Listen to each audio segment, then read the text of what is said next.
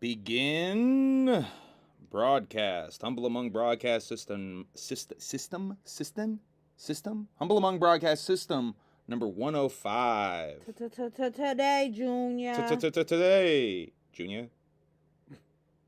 What's the botch that I always do to fucking piss you off? I can't even remember my botch. You'll be like, today, little guy. No, you don't even say today. What do You're I like, do? spit it out.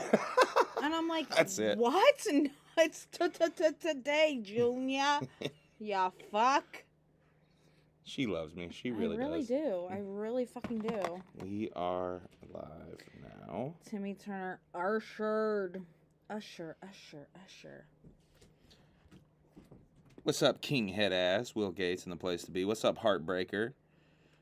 What's up, Jack D? Jack Daniels, I think that is. Whoop whoop. Mm-hmm. All right, we had the link to a couple of things here. Mm-hmm. I'm gonna put it in my stories, I guess, and then I'll post about it later. Live now. Ooh. Go ahead and reveal the faces. My child. What's up, y'all? How you My child doing? about to do some big ass dabs. Y'all dabbing out there? Jelly I belly. saw someone else on Twitter saying they were setting up a dab rig right now. When I said I was setting up. All right, putting the link in the stories on Instagram. Once again, if you would like to share the link out, it is much appreciated. You guys don't know how much that does help out. You can beat your meat when we're done. I mean, if you really want to beat your meat to us, feel free. We're his parents. It's kind of awkward. We're godparents. He's also my son. Still awkward. No. Will Gates is my fucking son. I'll protect that motherfucker like he is my child. Maybe wait, Will. Maybe keep it in the pants for a little while. But I'm not going to tell you how to live your life either, you know. You should. You're his dad. We are live now. Lincoln, Abraham Lincoln, comments. I think the algorithm has already gotten wise. Can fairy god beat it? Ew. Who said that? Taffy. That's gross, Taffy. What's the matter with you? Ew. Ew. All right, so we got a lot of stuff to talk about tonight. I had to get rid of a lot of images that I usually show every Humble Among Broadcast System. So tonight's episode, I'm going to experiment a little bit with format. My normal format that I usually use kind of went out the window because of all the different stuff we're going to end up talking about. So I'm going to be a little all over the place. So bear with me as I search through my notes to find where we're at, because I'm going to have to do a bit of mental, I think I put everything. Do you know what's wild? I What's sat up? in front of my mirror today and I was like, we're going light with the makeup today. Now you. And then? I did this. Because I didn't want to wash my face that much later, but I guess I'm going to have to. All right. Let's see. LHRPG with the $5 super chat. Thank you. About to start filming, but I will totally watch the video after we wrap. Well, good luck with the filming there. Saw the clowns at Riot Fest last night. Big crowd, but felt weird, you dig? How did it feel weird, real Ian Co? What do you mean by that? I'm curious. We're going to talk about Riot Fest and show some of the pictures that the clowns have been sharing. It did look like a good fucking turnout for Riot Fest. Facts. I did see some of the pictures and video of that shit. It looked pretty good. I didn't even know we were streaming tonight. Well, we are, goddammit. Davey Scorsese. Eight months member of the Alienated. 8 months of freshness. Proud to be Alienated, homie. Thank you, Davey. Something about Davey Scorsese? What can you tell me? He liked the pumpkin pie frosty from Wendy's. Oh yeah? Yeah. Didn't think it tasted like a candle? It was so. I really tried to be like optimistic, and I was like, because I got half chocolate because I read that it was gonna be like that, so I was like, maybe I'll dilute it, but no, it's gross. Oh boy, I got so many notes. Mixed crowd, not gathering happy vibes, if that makes sense. Okay, Yeah, that's real Ian Co talking about the Riot Fest again.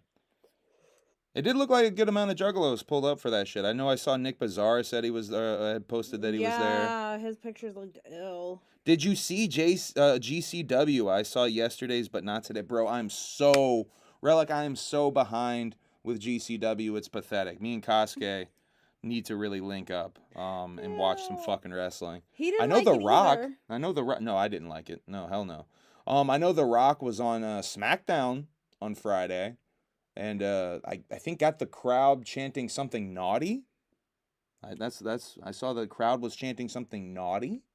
Ooh, yeah, The Rock, probably building up to their what is it, Roman versus Rock? They're building up for next year's WrestleMania. At least that's the rumor. That's been like the rumor for the last 2 WrestleManias or some Taffy shit. said that the girls at work said you have to try the pumpkin pie frosty. It tastes like a Yankee Candle, like it was a good thing.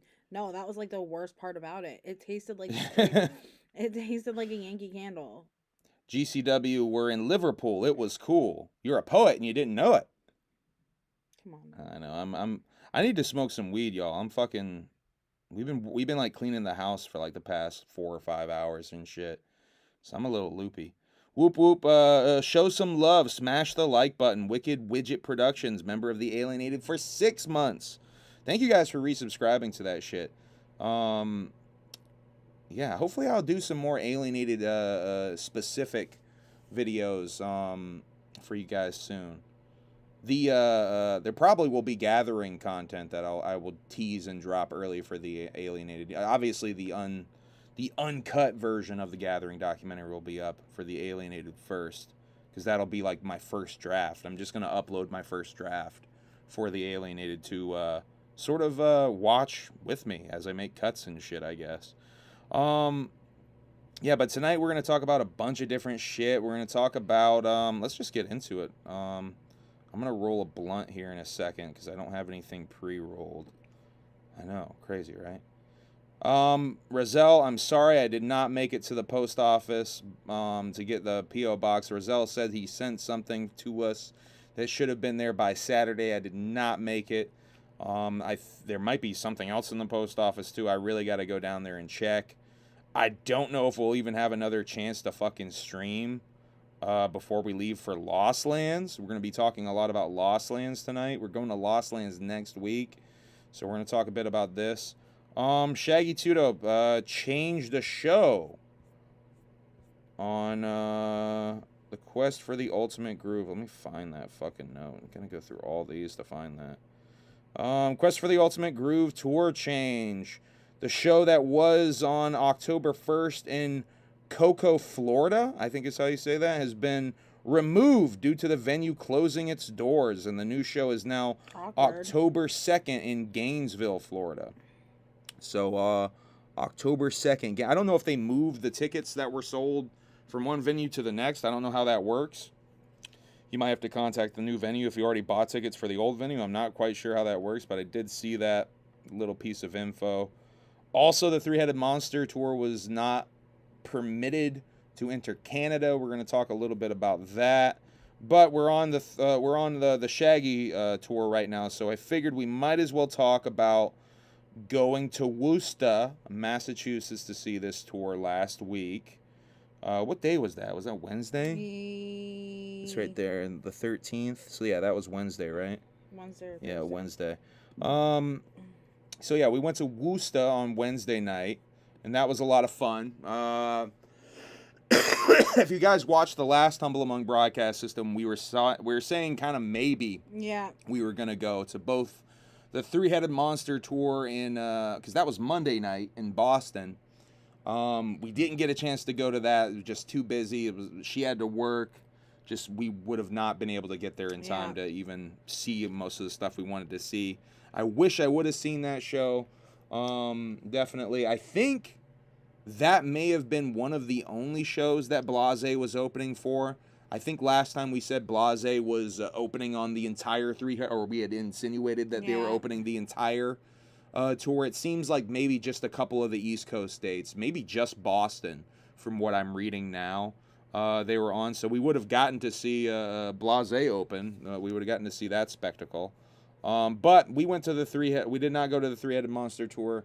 We went to Worcester, to the Ultimate Groove tour. Now, we weren't really sure at the beginning of the day that we were going to go, but the way things happened that day, it just kind of fell into place and we were able to go. Yeah. She got out of work early. And yeah, it was kind of like, well, what do you want to do? You want to actually go to this show? I think we'll be able to. Yeah. So we fucking went, and it was a good time. We had a good time. I'm glad we went. We were a little bit late as far as like getting there when doors open or whatever. So I think we missed one of the openers, maybe two of the openers.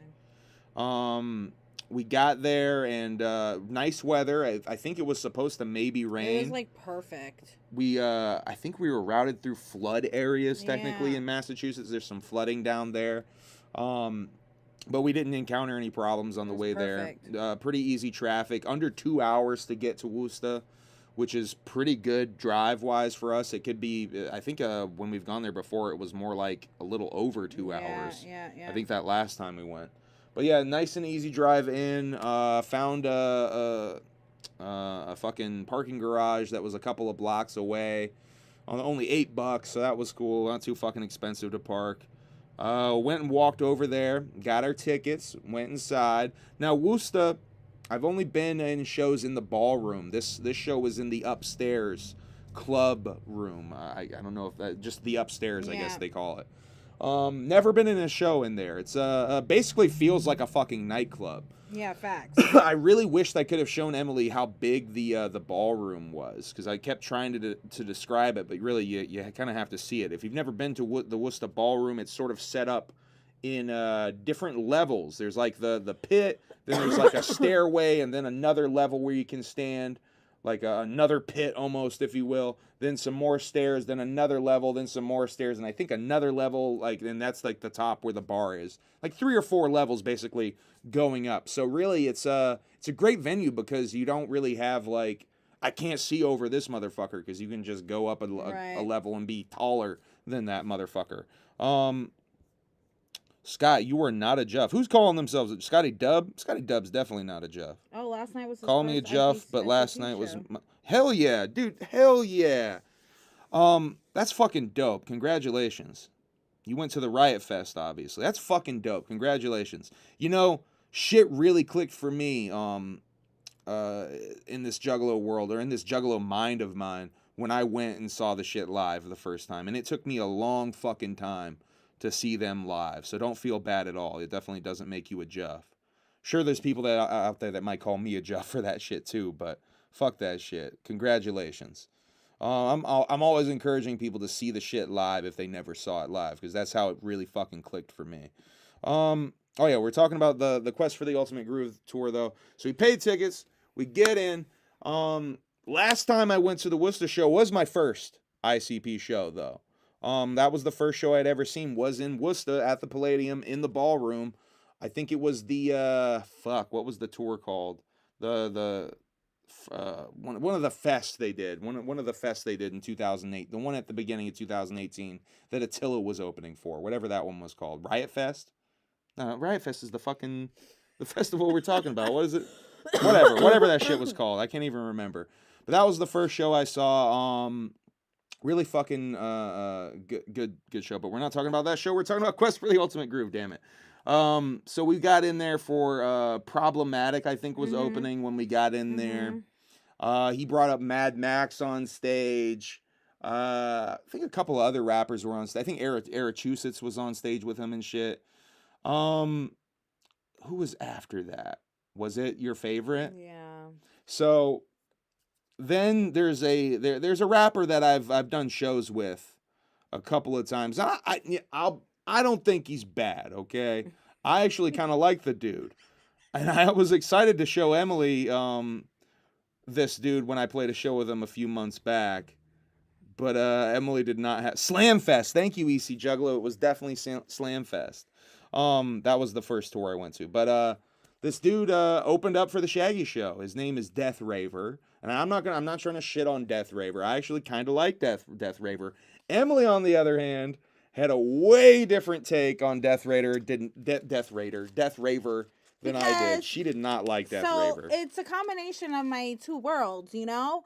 We got EDM, and then you got like black metal, death metal. And like a little sprinkle of rap thrown in there too. Right. But the thing is that the dubstep that he uses is like Excision circa 2010, and it's just a lot, and the screaming is kind of cringy, and the combination of everything is kind of cringy, and yeah, I don't like it. It's bad. She's not a fan. I'm a little bit more accepting because I see so much trash horrorcore at so many of these shows. This dude's like a breath of fucking fresh air. But Emily is like, it's like nails on a chalkboard. Apparently, we had to leave. Literally, she literally couldn't take it. We got in there, and when I saw him get on stage, like I immediately recognized him, and I was like, "Oh my fucking god, you're kidding, right? Like you're kidding, right?" So like, I felt bad too. We like listened, like we were like walked around. I was like, "Let's go upstairs and look at the merch." We did the merch thing, and then I was like, "We gotta go outside. I can't be in here. I cannot be in here. It's bad. This sucks." And I'm looking around, and I'm expecting everyone's face to be like, "Oh, what the fuck is this?" No one's looking like that. I'm like, okay, maybe it's just me. Maybe I'm an asshole. It's not great. He got a decent reaction though. It seemed like he got a decent reaction. I saw him outside though, and he I don't know. He looked a little shook or something. Shouts out to Death Raver though. I'm not talking shit. I actually kind of like your shit, bro. Emily, on the other hand, I can't say the same. Did he paint his face silver like Nathan James? No, he's not a derivative of Clockworky, an off-brand Clockworky. But he do be wearing. He does paint his face though. Spooky contacts. He's I don't know much about the dude. And we're not trying to talk shit, so let's just keep it moving. Who, Terry Diaz was next? Yeah, Terry Diaz, as MUJ calls him. Terry Diaz was next. Local boy, Worcester's his hometown. It was his fucking birthday, too, so... He reps Worcester hard. He fucking went hard, too. He had that crowd going harder than anyone other than Shaggy Tudo. Facts. And that's no cap. That's literally, I was there for that shit. To be honest, he had that pick going because he is such hometown boy. I think he's such a local like legend, like a literal local legend. Like even though everybody went like hard as fuck for Hex, Hex was my favorite of the night. Yeah, Hex was. I still think because everyone there like rides for Terry Diaz that they like went harder for him than they even did. And it was his fucking birthday show, so I think they were definitely partying for Terry. Before we get too far, he did say he was doing a song and he was saying fucking up, right? Oh, and you thought it was fucking up. And I literally, like, everyone around was, like, going so fucking hard, and I just, like, looked at him and I was like, fuck a duck? Like, why is everyone going so hard to fuck a duck? Well, he was saying fucking up, so. So we did get some merch at the show. Here's what Emily got right here. I got the Hex CD. I had not pre-ordered the Tales of a Cursed Cheese, so I got that from the Hex merch table. And I got this badass Shaggy the Airhead pin. I literally saw it and I was like, oh, I fucking need it. I was gonna get some Lardy B shit, but I really fell in love with that pen, so I stayed with that. Shouts out to the dude who was running the Hex merch table. I believe his name was Grim. He I think he produced 3 songs on the Hex album. Let me see, does it say? Yeah, Dead Boy Grim. Shouts out to Dead Boy Grim. He was running Hex's merch table, and apparently he added me on Instagram. Apparently he knew who we were, as a fan of us. So thank you for watching, Dead Boy Grim. That was fucking dope. Yeah, make sure you get up on that pink gun. Yeah. So tell Hex about the pink water gun. So let me tell y'all how excited I was about these damn Hex water guns, and I was like, I want the pink one. We already knew they were red. I had shown you on here that they were red, but I think you still wanted to confirm in real life. I thought they were pink. You still thought they were pink? I still thought they were pink. I definitely showed you on here. And when we saw them in person, I was like, I'm so glad I did not buy these water guns, because if I got a red one, I would have been pissed. But yeah, so Hex was next after Terry. Oh yeah, Flipsy was in the house. We saw Flipsy, from Spread the Dead in the house. If y'all don't know, there might be a lot of perceived hate from Spread the Dead to me. That's really just Bash, from what I Yeah, understand. Flipsy Flipsy loves us. Flipsy fucks with us. Flipsy came over and basically pieced it up pretty hardcore with us at the gathering. And yeah, shouts out to Flipsy, man. Flipsy's a good dude. I like Flipsy. I think he's fucking cool. I think at the gathering, me and him, when you guys were doing Scroll Keeper stuff, me and him kind of like chilled and talked for a bit, and I fuck with that dude. Yeah, shouts out to Flipsy. He's down on some hard times right now, so shouts out to Flipsy. Positive vibes Flipsy's way. I know he's made some mistakes. Did a t-shirt with us and my logo and some blood on some fuck shit. But we're gonna let that all be in the past, because honestly, I'm a pretty fucking forgiving person, all things considered. I've let a lot of fuck shit slide in this Juggalo YouTube game. And to be honest, I've let a lot of shit slide. So I'm willing to let that shit slide. To be honest, I'm not a forgiving person. To be honest, once like I don't like you, I pretty much just like don't fucking like you forever. That's just how it is. Once I see you in a certain light or a certain type of way, there's like a 95% chance I'm always gonna see you in that type of way. But nah, Flipsy's part of the 5%. I fuck with that dude. Yeah, the TPC Trailer Park Cinderella apparently quit the Thuggalo show to focus on his own endeavors, which may be a clothing brand, I believe. Wakanda. Yeah, I don't know if Bash is all right, man. I know you're a fan of their stuff, Relic. That's not a good dude, in my opinion. The stuff that he was facilitating, the kind of for a dude who claims to be anti-bullying, he sure was facilitating a whole lot of bullying. In retaliation, granted, to the shit that we were doing, making fun of him, but we weren't insulting anyone's weight or actually doing any bullying and shit like that. But we're not going to talk too much about that. I need to get an ass straight. Y'all can call me fat all day long. I know I'm a fat bitch. I like chicken nuggets too goddamn much. I mean, they were making fucking memes about her being Miss Piggy and shit. You know what I mean? Fuck those assholes. If you guys want to ride with that kind of shit, you can ride with that shit. We actually are anti-bullying over here. I will lightly make fun of the dude, but I don't think I ever crossed the line into bullying that dude. Papa, there's a lot of people who don't fuck with me, but that's okay. I don't give a fuck. I fuck with her. Who cares? That's damn right. All right, let's see. Let's keep talking about the show. Hex at Quest for the Ultimate Groove was our favorite thing. I think both of us agree. Hex was our favorite thing at Quest for the Ultimate Groove. I've said this the last 2 times we saw Hex. When Hex first got signed, I fucked with him. He was cool, but I wasn't that into him. But with this last album that came out, I'm like, and I feel like down as fuck. I love that motherfucker. I feel like we've seeing Hex live 5, maybe 6 times we've seen him live or whatever now. I think every time we've seen him, he's like a little progressed bit better with his live performance. Like he goes raw, like more raw. I think every time we've seen him at the gathering, particularly that motherfucker went hard as fuck for the whole set. Wicked Shit Is Life, though, at Quest for the Ultimate Groove tour, there was a moment in the middle of that song where I'm like, this motherfucker's going so fucking hard. Yeah, I was kind of fucking blown away. Shouts out to Hex, man. Yeah, he's killing it. He's fucking killing it. Emily is a dope excited to see where he Ohio goes next. Nothing but love, even if her taste buds for Frosties are off. We'll see, Davey. Has Davey tried it? He likes it, remember? Oh, he does like it. That's right. He loves it. I couldn't remember who said that in the chat. Okay. So after Hex, we had Lardy B, which was interesting placement on the show. I wasn't expecting Lardy to go after Hex. Me either.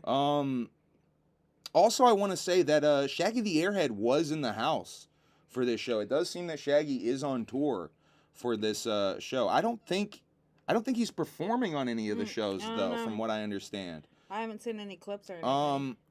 If he did perform and we missed it, I'm so upset that we fucking missed it. We did. Anyway, Lardy B went on. She's a huge Lardy mark. We missed Lardy B at the gathering of the Juggalos. So this was sort of a redemption for missing her set at the gathering for us. particularly her because she's a fucking Lardy mark. Yeah, that bitch is my hero. Lardy pretty fucking entertaining live. She's got a good DJ. Her hype man is fucking dope. A good energy hype man. He is, and she's pretty fucking good on stage too, man. She's pretty fucking good, entertaining. Hex did do another day, and I was really hoping Shaggy would come out for that section, but nah, no Shaggy for that section. Hex just did his part. I was kind of disappointed. I know. By that. I held up. I don't really be taking videos of shows. Yeah, you like filmed that. the whole shit. I hoping really Shaggy don't was coming because out. I like to be there and see what the fuck is going on. But when he told me that Shaggy might come out, I held my damn hand up like this the whole fucking time. And that motherfucker never came out. Yeah. Oh well. Oh, Toto's back in the house. What's up, Tori? So yeah, after Lardy, it's time for Shaggy Toot Up. We went outside and smoked a couple of times. DJ Clay first. Oh yeah, DJ Clay came on first. Do you wanna? We've seen DJ Clay do this set live a couple of times now. I've opened for Clay a couple of times, him doing this set. Emily had a fucking hilarious observation. So we've been watching a lot of Below Deck, and Emily's always commenting on the background music that they use for Below Deck episodes. Emily, what did you say about DJ Clay's EDM set? I be making fun of Below Deck because I'm like, it sounds like they literally ordered Flosterdamus beats off of Wish, and then they use that in their little partying scenes of the show. So when I was listening to DJ Clay's little EDM set, I looked at him and I was like, it sounds like Bravo is hitting up DJ Clay to get their Flosterdamus from Wish beats. It's just his EDM stuff is just to me it's a little outdated. It's a little basic. Yeah. Okay, and it reminds me of 2012 Spring Break. But his rap shit is good. When he came out and started rapping, I was like, dog, just do that. Yeah, about halfway through the set, DJ Clay does this thing where he kind of goes backstage and it turns into the rap set, and he comes back out and it's the rap set now. She fucks with the rap shit. She's picky with the EDM. That is something you have to keep in mind with her. But she's very picky with the EDM. Yeah. We're going to find out a little bit about that in a second when we talk about Lost Land. I am I guess I don't want to say snob, but I'm picky as fuck. Picky as fuck. After DJ Clay is Shaggy Tudo. I think we were outside smoking when it officially started. So we came in and he was already on stage rapping. Yeah, Shaggy Toot Up solo show is fucking tight, man. He said Clay's EDM Linkin Park remix dated? Nah. I mean, and then he does that. He did do a Linkin Park song, didn't he? Yeah, he did. He did, and then he did the DMX thing. Oh yeah, there's a DMX remix in there. You know, where she's throw the X's up, and Emily's excision. Everyone started doing this, right? And I'm like, oh, we about to see mad X's up in the air in about a week because throw your X's up. That's for excision. See, I don't know, Davey. I don't. I never saw the first leg. I do like Nice Party. I don't know Jack. if he switched up the set list. It seems to be roughly the same songs that he did. I mean, every time I've seen him, he kind of does the same songs. You know what I mean? With this tour, there is a couple of Quest for the Ultimate Groove songs that he's doing. Oh, he did Clown Boy, and what's the fucking, oh, shit. Oh, I gotta look up, it's another song from Quest from the Ultimate Groove. Let me look up the track list real quick. The one where at first I was like, but then that hook fucking killed? Is that the one? Hold on. Yeah, that's the one I'm thinking of. I'm trying to think of the name of it. Defy. It's Defy, right? Yeah, it's Defy. He did Defy live. He did Illuminati Don't Want Me. And I think he closes with the beat for the Ultimate Groove, the final song. And I was really excited because I thought he was actually going to do that joint. But that's kind of just the instrumental they play while they do their good nights. Yeah, they did the Illuminati Don't Want Me. He did Defy at the Fort Wayne show. Defy is a weird song because the hook goes stupid on Defy. Yeah. But the verses are a little off-putting, I think, yeah. the way he did the punch-ins or whatever for Defy on the verses. Yeah, Illuminati Don't Want Me is such a dope song. I like that song a lot. God, that's a good song. I know Shaggy said he's doing a video for Clown Boy. I think he needs to do a video for Illuminati Don't Want Me. And then he did Chicken Hand. Oh yeah, he did do a chicken hunting and had a crowd participation. Did Southwest Voodoo as well, I believe, as far as ICP joints. I just want to apologize now for my cough, y'all. I choked on a string bean yesterday. Yeah, she literally. You know, like when you preparing snow peas, you gotta snap the top off and then peel the little membrane off the side. Well, I got some Asian noodles. They didn't peel the membrane off the side, and I choked on that bitch, and it scratched up my throat a little bit, and so now I got a cough. So one of the times we were outside smoking, I believe the photographer's name is 50187 Photography. Was across the way, and he got a picture of us. Actually, I think he was in the street getting this picture. Yeah. He had to move back to get all of us in. This is a really cool little Worcester smoking pit crew pic. That he By the took. way, that little square that you see right there, See us in the that's by the the chat whole smoking section. That's it. Now, I don't know if Worcester always had a smoking section other than the bathrooms, because I think in the ballroom they didn't allow re-entry when I went to see that show for Slam Fest. Now they definitely allowed you at least to go to the smoking pit. Thank fucking God, man. I was gonna go nuts if I couldn't go out and smoke a little bit or something. Anyway, let's keep going. We got a lot of let's talk about these two things. I'll tease what we're going to talk about later a little bit. So I did a couple of purely speculation videos this weekend, specifically yesterday. I spent a good part of my day doing purely speculation videos. Well, this is the one I did second. I kind of fucked up. The first one I did was I did this one about Jay talking about Twiztid on Jim and Sam. If you didn't see that one, go check that out. He very briefly talked about. Oh yeah, I'm supposed to hit it. I'm gonna put this out for a second because I'm getting all fucking high. He very briefly talked about Twiztid in regards to bands getting back together for one last hurrah of a tour for a paycheck or whatever. I think it was in the regards of selling out, because he's joking around about, fuck yeah, I'll sell out. I'm so down to sell out. And then he kind of brings it up, like, you know, we rode so hard with these dudes for 15 years. I don't know if you can hear that crying in the background. That's what? Who is that? Is that Mimi coming with a toy? Mimi's coming with a pumpkin. What you got, Mimi? She dropped it. What you She's got, still Mimi? coming though. But yeah, he basically goes on to say that Twiztid. He doesn't say Twiztid, but he says these guys that he ran with for 15 years and rode hard with. They had disagreements as artists, which I think is a really rather polite way to put it. And that nothing could bring it back together, is how he puts it. So that's a pretty definite stamp of a never. I mean, but you can never say never. You know, who the fuck knows? Oh but my God, it's right now, Smokey. what's up, Stony? How you doing, man? Good to see you in here. Whoop whoop. But you can really never say never. But for right now, it's a pretty fucking solid nothing / never, it seems. Then I did one about him meeting Neil deGrasse Tyson, and in my perception of it, Neil seeming like a fucking dick for a large portion of that interview.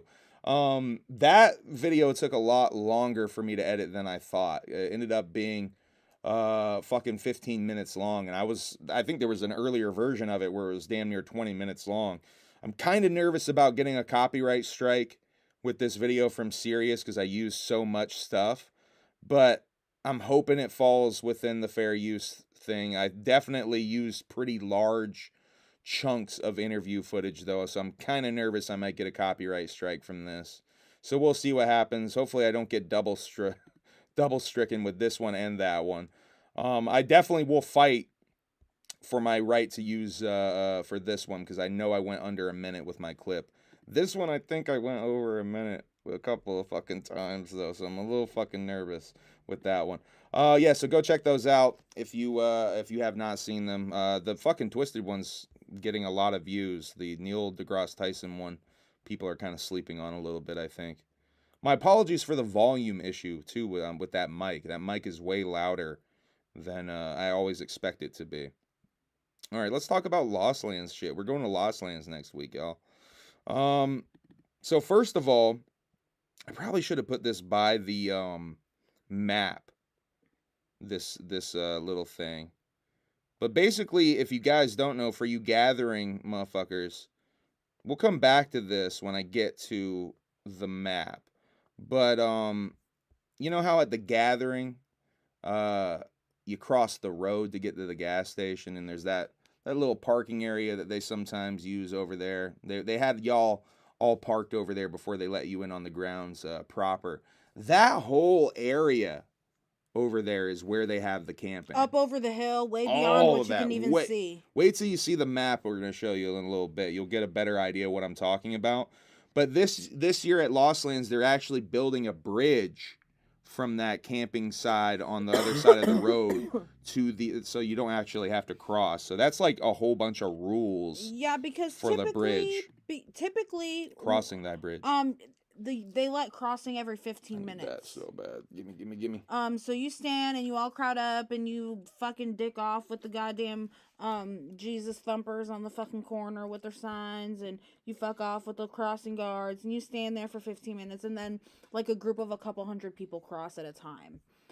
Because there's so many 55,000 people crossing the street. So the footbridge is honestly the best way to do it. I think it's genius. Yeah, I'll bring that footbridge stuff back up when we get to the map, though, because that'll be a better way.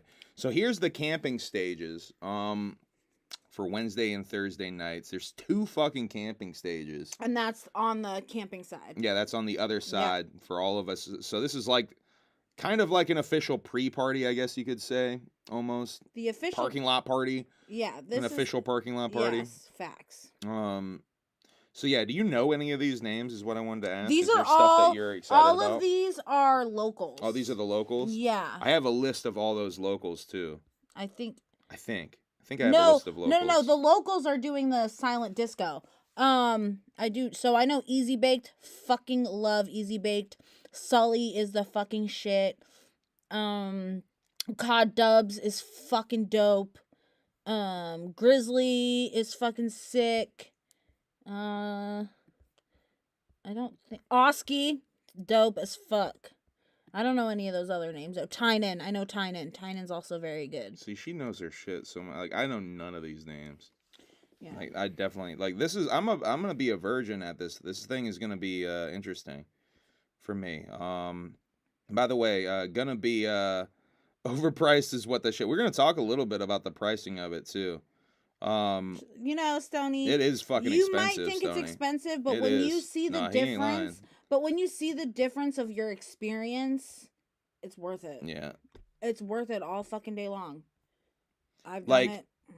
Let's talk about these things real quick, just while we're on the subject. Okay. We got this shit. Hold on, let me change the scene here. So we got this shit in the mail. These are like our early entry pass. Yep. So yeah, these are our other thing. Early entry wristbands. So it says Thursday. Early entry. For you guys, early entry is parking lot party. If you want to go to the parking lot party, you got to get a wristband. I paid about $270 for the 2 Thursday early entry wristbands. So, and I want to talk about this little guy. So this is the car pass, the car camping thing. Can't really see it because it's a sticker for your I'm covering some numbers and shit right here.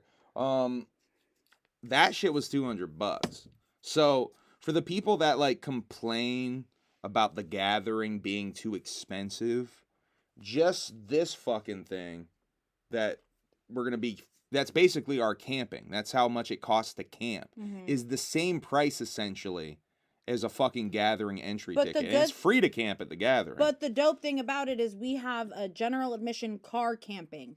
That means that a parking space is included in your camping space. You don't have to tow anything anywhere. You park. Your whole setup is one big long rectangle. You park, you pull in, and then you have a certain amount of feet right here for your tent, and it's about big enough to put a tent and a canopy. Yeah. And then your car. Shouts out to Rizal, 13 months of the Alienated, whoop whoop, homie. And he just fucking gave 5 Humble Among memberships, 5 Alienated memberships. It's great to hear different kinds of music. I think it's nice you were willing to go.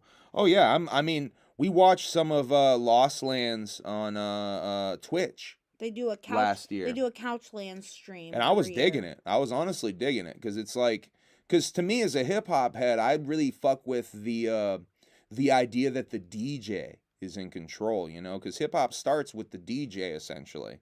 So to me, it's just fucking rad to see like how big the fucking DJ is. Like the DJ's the megastar at like these events. So that shit's fresh to me, and I fuck with the weirdness. Michelle got Alienated, Gather.network. Stoney got one. Juggalo Wolf. Juggalo Wolf Boy Wig Blower 17. I love that fucking name, homie. Love that fucking name. Got a membership. Scott Myers and Choppa Loco. Shouts out to Choppa. Thank you for gifting those memberships. That's so fucking dope. But yeah, man. Peep the vasectomy vlog. All of y'all peep that vasectomy vlog. That's fucking first order of business. Then you can maybe check the Juggalo Ohio vlog. I hear some people kind of like that one. Fuck. Okay, let's just talk more Lost Lands shit. We showed off the stuff we got this week. We got that whole pack we showed off too. If we want, we could show that off again. Yeah. No, might as well. So the thing about Lost Lands is you could have so many wristbands, right? So say you get VIP, say you get Wednesday early entry, say you get Jurassic. Shit, just totally showed our fucking address. Well, it was Don't y'all fucking. It was really fucking that. small. Fuck.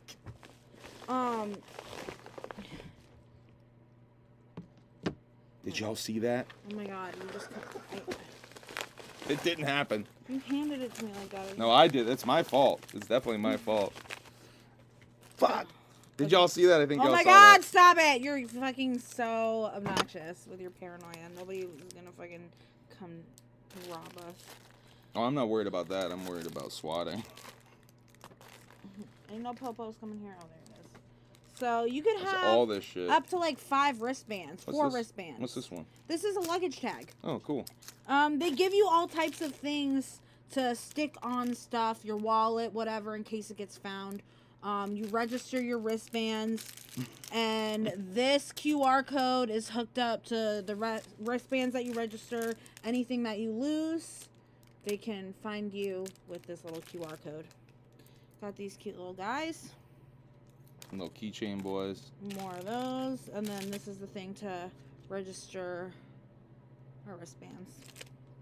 A lot of gimmicks. There's a lot of gimmicks. And they gave us fucking eargasm earplugs, which are the shit. Wear your earplugs, folks. Yeah, they're pushing those earplugs pretty heavy. All right, let's keep going through this. They're a huge sponsor. Let's keep going through all this stuff. We got a lot of. Oh my god, I can't believe I did that. Steven heard the keychain to the dinosaurs, and now she thinks they have the laser beam. Steven, we don't have the laser toy. I'm sorry, and there's no laser toy. It was a keychain to something else. I'm so sorry. So here's artists for a stage called Raptor Alley. Let me bring up the bigger one so you can see that shit. Diesel Boys, sick. John Casey, Stooky Sound. Me and Tori went to go to see Stooky Sound at Echo Stage. Fuck no Bass Nectar, No. Scotty Dub. No. He is banned. Sorry, it's not an all ages show, so he probably wouldn't want to show up. Sticky Sound is fucking sick. I think you're really gonna like Sticky Sound. Me and Toto have seen that motherfucker, and it's fucking dope. I don't really know any of the other people though. Oh, Diesel Boy. There's one called Coven. Oh, actually, I do know Coven. Coven. I did it for the React from UM. Yeah, big. Fuck that motherfucker. Fucking creep. And then we got Artifact Stage. Here's the artist for the Artifact Bijou is the shit. Lil Texas, Mad Girl, Sippy. You know a bunch of these, huh? Yeah. Okay, so Artifact Stage Look is at going to be lit. Toto fucking marking out both the Sticky Sound is the shit. And then we got this Substudio Stage. Definitely let me bring up the bigger one for this. Yeah, I can't see. That's a fucking way bigger one.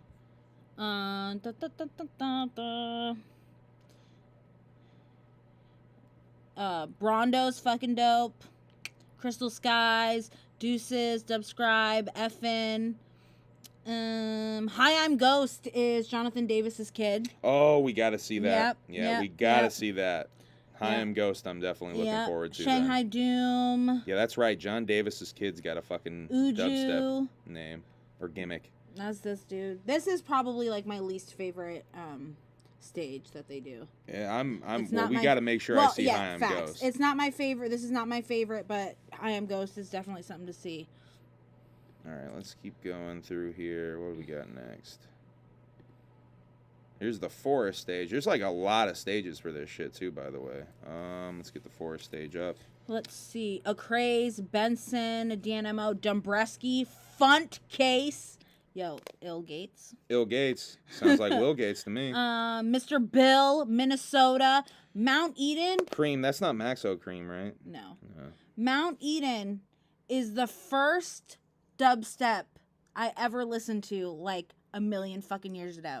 Smokeland, those are the people. That's the dude that does 415s in a track. Oh yeah, that song that me and Toto's obsessed with. You got fucking Rusco's another one that you play, right? Roscoe and Mount Eden were on the same mix CD. I heard my first EDM ever. Stumpy, Subfocus, Wax Motif, Forest Stage is gonna be lit. Forest Stage is gonna be lit. Next is Wampy. Wampy always got some lit shit. Wampy's like the second stage, if you will, the Martian stage or your nightmare stage for you people looking for gathering parallels. Fucking Adventure 5, ATLians, let's see, Bear Grylls, B2B Riot 10. This is Borgor. This is what I'm so excited for right here. Boogie T, B2B, Dirt Monkey, B2B Janston. That shit's gonna be fucking sick. Borgor is always dope. There's a lot of these B2B acts, huh? Diesel, who we all know and love. Shaggy Boo. Oh yeah, that's Shaq Diesel, by the way. That's definitely something I'm looking forward to a lot. Excision, B2B, Dion Timmer. I'm not gonna lie to y'all, even though this is Excision's festival, Excision is not my favorite DJ. He just be having the best DJs. Jekyll and Hyde is the shit. Keizo is the shit. Kill the Noise is the shit. Space Wizard. Sullivan King is okay. Wooly and Yuki. Sullivan King, that's something that came up recently, He's right? that one that does a lot of when he comes out, he goes, "Hello, welcome to everybody." Oh, we saw him on Twitch, right? Yeah. He's kind of more metal. Yeah. I think I liked Sullivan King. Yeah, I think I was fucking with that dude.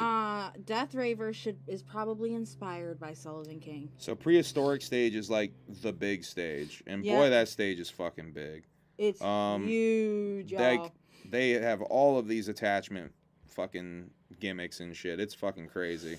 BTSM, Black Tiger Sex Machine, Champagne Drip, Dirty Snatcha, Excision, 2 hour set. Excision Detox back to back with Liquid Stranger. That's gonna be amazing. Last day, right? Yes. Detox Flux Pavilion is gonna be fucking dope. Font Case, B2B Phase 1. Ganja White Night. White Night. Subtronics. I'm definitely looking forward to Subtronics. Kaiwaki. LS Dream. Peekaboo. Sudden Death. Virtual Riot. B2B Barely Alive. This is, yes, Taboo. We're definitely going to see. There's some fucking names on here. Like. She's getting all excited, y'all. All right, we got some more Lost Lands stuff we're going to go through. This is like a Lost Lands. So this was something I found that I didn't even really look at too much because I figured it'd be more fun if we go through it together on here. It's By the way, what is the Discovery Center, first of all? I have never done any of this. Really? I've never done any of this. Do you want to do some of it, maybe? Yeah, I'm down. Yes, we're going to be camping. So what is this exactly?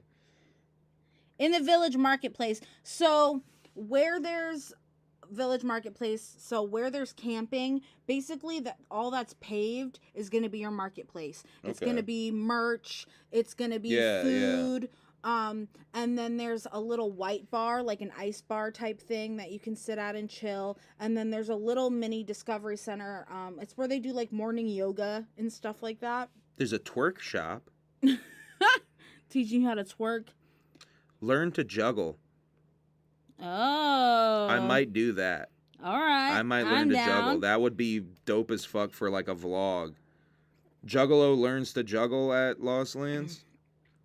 That would be dope as fuck for like part of the documentary or a vlog. Because I would love to learn to juggle. A body positivity meetup. Okay. Learn to beatbox. I actually that might be funny as fuck to film. That might be hilarious to Wobble film. wobble trivia and the instigators. Okay. Ancient yoga. Prehistoric bingo revival. What? Dude, they're playing bingo from midnight to fucking 2 a.m.? What the fuck? I might have to go and see what the fuck is going on over there. I mean, yeah, if we're like walking back to the campsite or something at that point of the night or some shit, dog, I might have to see what's going on with prehistoric bingo. VHS screening. That's fucking dope. A meditation. Is there more VHS screenings? I don't know. I think it's just that right there. Oh, wait. The Land Before Time VHS screening. Oh, dog, shit. that's so cool. Yeah, I might be fucking with some of these things, honestly. The juggling, the the late night bingo. I gotta see what's going on at late night bingo. And some of these VHS screenings, I'm kind of fucking with. Rage recovery yoga. I like that. Mosh pit etiquette. That's sticking out. Can we talk about this? What? Juggalos. She got a PSA. She's gonna cut on y'all. Juggalos. PSA promo. She's gonna cut. I need some of y'all. There's a little percentage of y'all that need to learn mosh pit etiquette. Oh shit. Okay, cause keep your shirt on. That's the most important fucking part. Cause when you bounce, when you bouncing around. Okay, I don't like people I don't know touching me. That's that's just the thing about me. Like, if I don't really know you, I don't want to be like, I'm not about it. If you're sweaty, shirtless, and drunk, I really, really, really, really, really, really, really, really, really don't want you to touch me. I just need juggalos to learn that not everybody wants to touch their sweaty bodies. Okay, I'm done. That's all. That's all they gotta do is not take their shirt off. And be aware of the people around you. Don't bump into the motherfuckers that don't want to be bumped into. You know what I'm saying? I thought she was gonna talk about like surroundings. Don't be starting fights in the pit, because we saw some pretty wild pit shit going on at the Worcester show. I thought she was gonna maybe go there, but no, it's just keep your shirt on, motherfucking sweaty jugs. And don't back up on me. Don't back up on me. Don't touch me, please. I had so many damp shirts on my skin and damp skin on my skin and sweaty people that I don't know touching me. And it's all right. You're gonna get. Just saying. There was at some point, I just want y'all to know, this dude, like, he was causing problems the whole time. He was pissing a lot of people off. I saw him bump into a lot of people that were like, dog, stay in the fucking pit. This dude, shirtless as fuck, fell all the way back on me, and I literally had to run away from him. Like, I squirmed away and hit him with the ew, don't touch me, dog.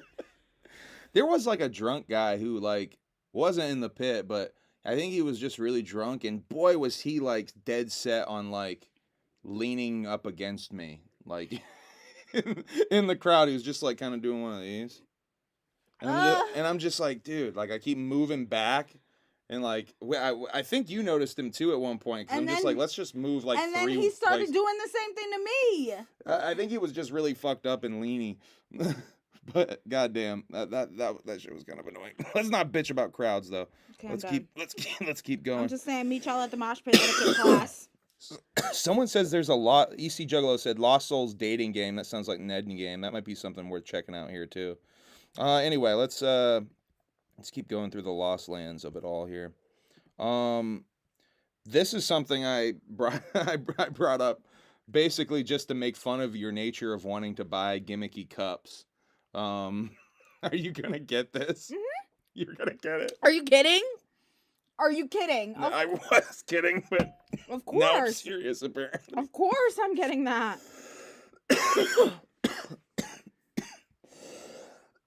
Apologies for all the coughing on here. I know there's people that don't like the coughing. Of course I'm getting that. Duh. All right, y'all, check this out. So this is the map. Now, look how fucking different and how much bigger. Ooh, Take our heads away. how much? Yeah, I'm trying to. How much bigger the? So that little green part in the corner where our heads were just now. That little green part right there is just the festival grounds. That's the whole gathering. That's it. That little green part is this, the festival. That's the actual festival grounds where the entire gathering basically takes place. You know, we're all in here. This way over here, this massive area, that's all the camping. So there's so much more fucking shit going on over there compared to and it's, this festival is, way fucking bigger than the gathering. The gathering's, estimated about 10,000 people every year.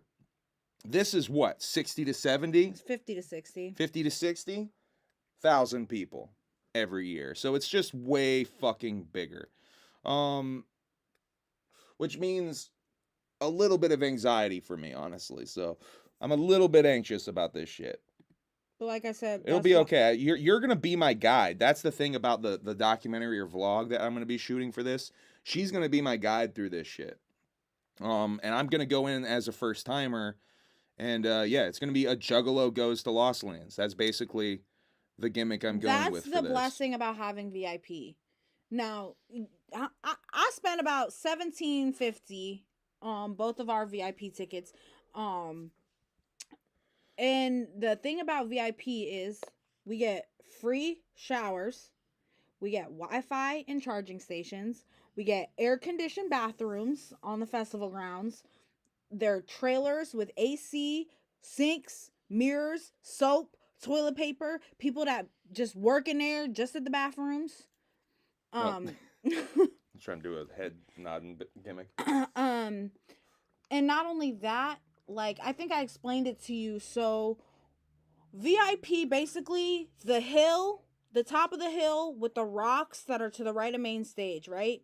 You go up those concrete stairs and all the way back to where the little pizza cart is. That's pretty much cut off all for VIP. So there's 50 fucking to 60,000 people there. You want to get to the railing, you just boop, get yourself into VIP, walk all the way down, and then go down the concrete stairs, and you right there. You don't have to walk through a fucking crowd.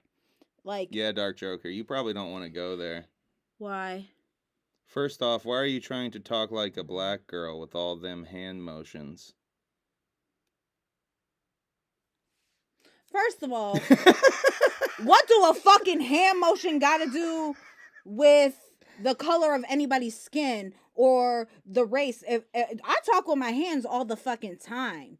Guess what, motherfucker? I didn't learn that from being a white girl trying to be black. I learned that from my very, very, very, very, very also outspoken mother who does the same fucking shit. Okay? So it has nothing to do with black, white. That don't mean fucking shit.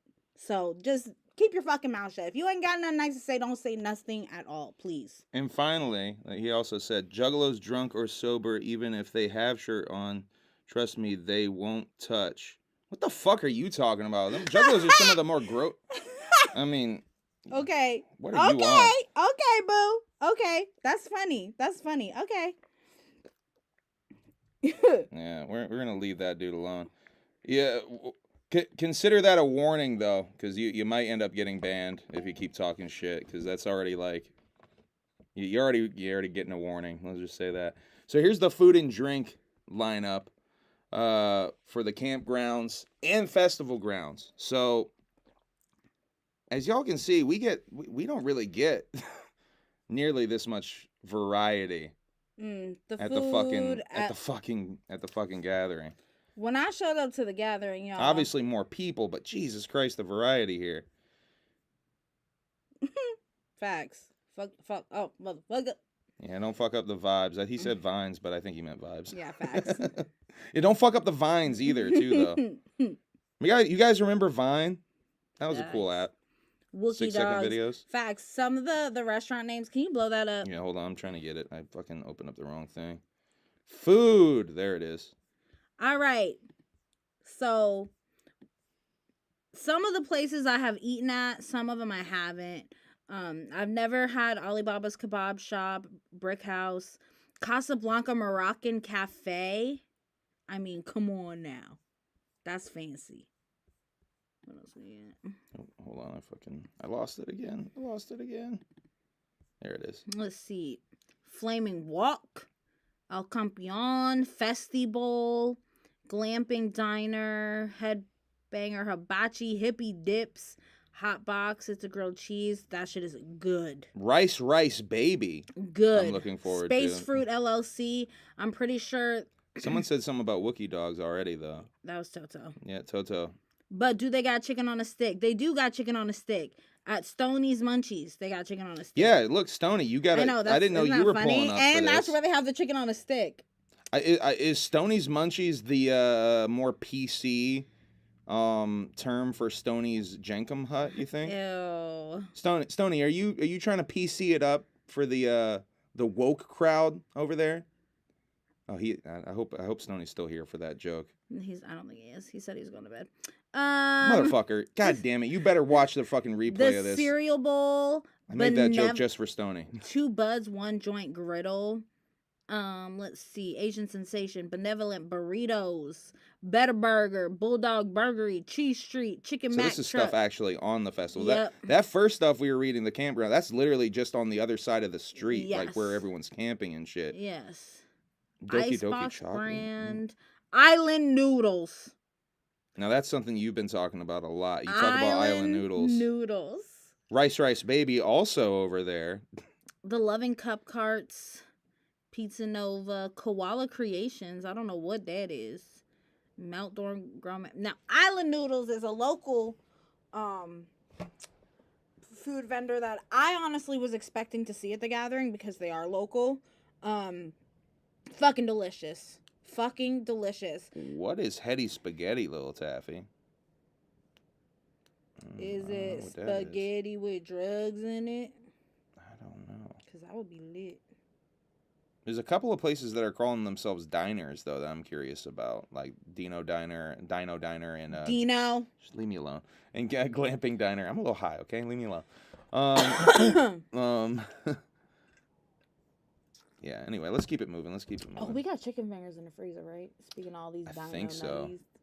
I think so. I want some chicken fingers. I think so. All right, we got actual lineups too that they dropped. We're gonna go through. I gotta work on the schedule tonight. Here's and they got like a whole app for this shit too. There's so much shit with this.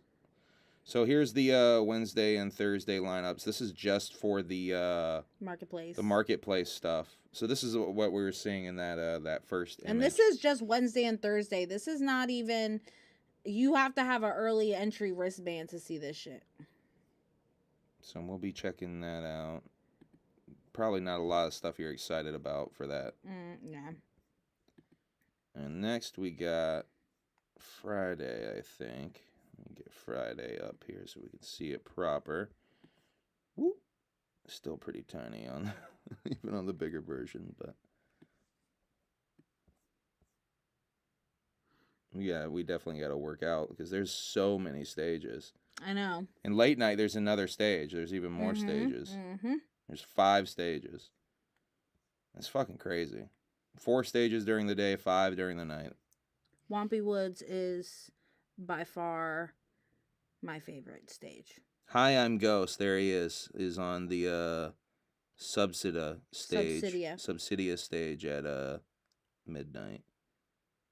So there's nothing there that you want to see, right? No. Okay, so because we gotta see John. Yeah, we gotta see John's kid. Yeah. I'm just calling him John. He's not even. He got his own damn name. He's his own human, motherfucker. Goddamn. Okay, so here's Saturday next. Hold on, I pulled it up for us, but I didn't pull it up for you guys. There we go. Here's Saturday. Oh, come on. No, I think Diesel was playing Saturday. Yeah, there he is. Big Diesel on the Wampy Woods stage. 7:30. That's not conflicting with anything, right? It doesn't look like it is. Right? 7:30, and then there's Peekaboo. Champagne drip, peekaboo. Oh, so Ivy Lab. So it looks like what we're gonna be doing is Taboo, Yuki, Champagne Drip. We gotta leave Champagne Drip though. We can only catch a little bit of that. We'll catch a little bit of Champagne Drip and then go to Diesel, and then I want to get the ATLians. Oh, I want to get the end of Peekaboo. That's gonna be a tough one. We're probably not gonna get the end of Peekaboo because you want to see ATLians. I would rather see ATLians. Oh, and Sullivan King and Ellis Dream. I don't really care about. I don't care about Sullivan King. Well, we can catch like the beginning of that and then just go to see Ellis, and then Subtronics. So that will just stay there for Subtronics, I guess. Dream. Ellis Dream, is that how you say it? Ellis Dream. Yep. LSD Dream. There's only one D. So that'll actually be pretty easy to figure out. That'll be probably the coolest night for me. That seems like it will be one of the more fun nights. Wait till you ever seen Shaq in person? No. Wait, you've met? Oh yeah, you've been to these shows. Let me tell you something, y'all. Shaq, you know he's big. Everybody knows he's big. But he's Shaq. He's big. But when you see him in person, it's like, oh my God. That's the biggest motherfucker I've ever seen. All right, here's Sunday. Oh, is this thing not even plugged in? I don't think so, unless you plugged it in. What does that say? A couple of things. We legit walked back and forth 100 times one day catching people. I touched his arm, Shaq's arm, when he came in the pit. She touched Shaq. Okay. Toto touched Shaq. Okay. And Toto's little. Imagine Toto standing next to Shaq. Toto, can you confirm Shaq's big in person? Baby. What? All right. What do you see here? What we got? Shaq is doing his own festival right now. What we got here?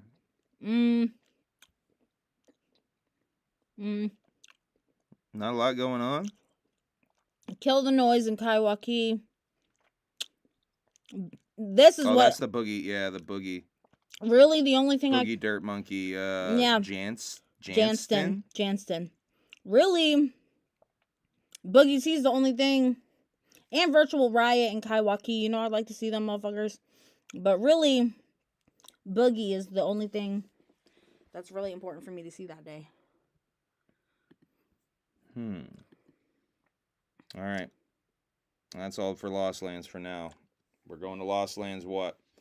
We're leaving Wednesday. Yep. Getting there on Thursday. Getting to go Ohio on Thursday. Don't know if we'll be able to go live anytime between now and then. Hopefully I can do some fun little quick updates or something like I'd be doing. And we're going to be camping. I don't know how good the fucking signal will be out there. We're going to be camping with Carissa and Garut. Yeah, shouts out to Carissa and Garut who've been in the chat a bunch of times. We might be able to honestly do a live stream from VIP because there's Wi-Fi there. Oh, that might be lit. VIP, yeah, I might do some fucking. At the very least, I'll try to do like an update video at some point and try to upload that or something. Because, like, honestly, with the amount of people that are at Legend Valley, you're not getting service. Yeah. Because remember when I went when we first met and you were still here? Yeah, it was hard as fuck to get. I literally had to walk down to not even BP. What's the other one? The other one. That's more by the highway exit. I had to walk down there to fucking talk to you. So you already said that DJ Clay's EDM sounds like the bootleg Flostradamus that Below Deck must purchase. Yep. We've been watching a lot of Below Deck, by the way. She said, me and Taffy are gonna be FaceTiming each other from different festivals. I like it. Can we please do it? We watched this movie Good Time last night. It was not a good time. By the directors of the Uncut Gems. I think it's the Safdie brothers is how you say it.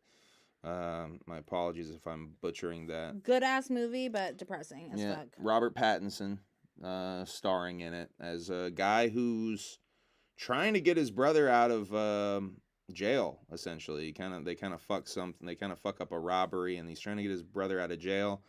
And it's one of those movies where you just keep fucking it up, you know? A lot like Uncut Gems, where it's like, you can tell it's the same people who did Uncut Gems, because it's another movie where kind of all happens within about a day. No, Uncut Gems is a couple of days, eh? Yeah. You know, Uncut Gems is like a couple of days. This whole movie's like in one night, like one day and then the next night, essentially. Well, I guess there's a pretty big jump Let in me tell time. you No something. spoilers. There's a jump in time at the end. Though. Arpat is pretty good with them accents. Yeah, you're impressed because there was a trailer for Arpat. Another movie he was in, Yeah. another A24 And he movie. had a little southern accent. I was like, okay, vampire, I see you. Good Time was fucking dope, though. Yeah, it was good. I would highly recommend checking out Good Time. We got it on Blu-ray, but I think it's on Showtime. If you guys have Showtime streaming shit. Here's something else I want to talk about with Good Time, though. When we were watching it, there was an actor who was in it that I was not expecting at all. Correct. This actor goes by the name Necro. You might know him. In most horrorcore circles. You might know him. I think his real name is Ron. What was his actor name? Did it say his actor name? I don't know. Oh, let me get Necro's real name Not real quick. sure, mate. But yeah, Necro's in this fucking movie Good Time. Playing the friend of another character in the movie. And he's a drug dealer. Yeah, he's a drug dealer. No, try not to spoil anything. Ron Bronstein, that's the motherfucker's name. Old Ron Bronstein was in this movie. And Necro, a fucking good actor. You know, like I was like worried when he showed up. I'm like, oh God, he's gonna fucking distract from this movie and be horrible. No, he was like legit good. He was good. He was legit good. I was actually pretty fucking impressed. So shouts out to Necro. This is a movie from 2017. I know Necro was trying real hard to be an actor for some time. I don't know how many other roles dude got, but this was really fucking good. Good Time I would highly recommend though for shit to watch. We didn't watch anything else but Below Deck this week. That documentary The Wrestlers is on Netflix. I do want to peep that out. We are going to watch it eventually. This is just a really juicy season. Yeah. I mean, I'm just fucking loving binging Below Deck. I did see Tom DeLonge has a new movie called Monsters of California. Is it DeLonge or DeLonge? DeLonge's. I think Tom DeLonge's. Old DeLonge boy has a new movie coming out called Monsters of California that looks to be like on some To the Stars Academy. Let's leak some secrets into fiction type beat that he was talking about when he started that whole venture. Anyway, let's talk a little bit about the iPhone 15. I was going to talk about it last time, but I didn't think there was anything really worth talking about with the iPhone 15 announcement, but I did see that they are changing the lightning cable from lightning cable to USB-C. They are finally adopting the USB-C, which is pretty fucking crazy. I'm surprised that they actually finally did that. All right, next I'm going to show you something fucking crazy that I discovered on Reddit. Euthanasia. What the hell is going on in here? Whoops. Let me pull. So this is something I found on Reddit I thought was a little interesting. This is called the Euthanasia Coaster. This is the Euthanasia roller coaster. It's a hypothetical. It's not a real roller coaster, although a model of it does exist, a scale model. It's a hypothetical steel roller coaster designed as a euthanasia device to kill its passengers. The concept was conceived in 2007 and made into a scale model by Lithuanian artist. Oh boy, Julianis, her bonus. Julie Jonas or Bonus. Julie Jonas O'Bonus. We're going with that. Wait, Julie Jonas O'Bonus. I like that enough. That's good enough for me. PhD candidate at the Royal College of Art in London. So yeah, I don't know what the actual contraption of it that kills you though. Julie Jonas or Bonus. Lit.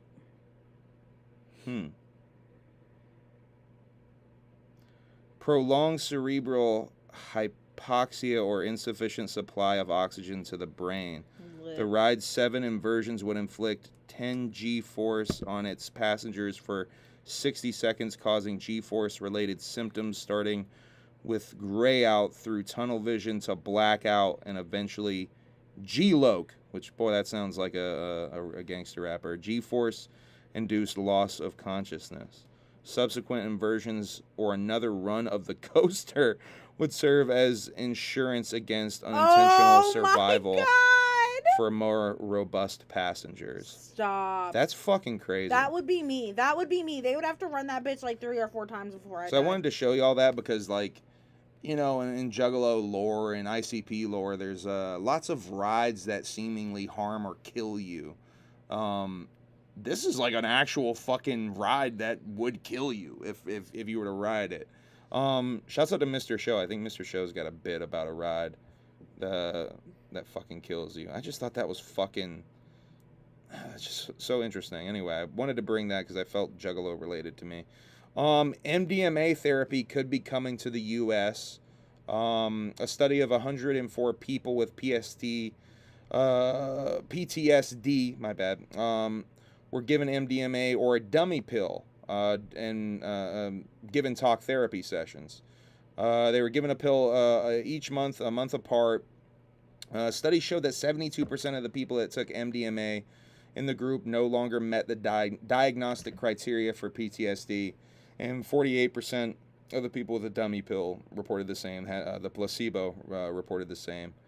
Would still need approval by the FDA to change the classification, but that would be fucking cool if we could join countries like Australia in doing this kind of shit. I would love that. I think I have some other shit to get to. I'm a little out of order. I guess we're going to talk some alien stuff here. So the Mexican UFO hearings went down, and they showed some footage, which is getting, like, no coverage at all. Everyone's, like, talking about the mummies that were shown, which, here's the problem with these mummies that were shown in Congress. There's a good chance they might be hoaxes, because they were already, and I'm not sure if it's the same ones, but boy, the x-rays look really fucking similar, and there's people who have done some inversing and reversing of the x-rays, and there's a whole video about it. You can look this shit up. Several years ago, they already debunked it.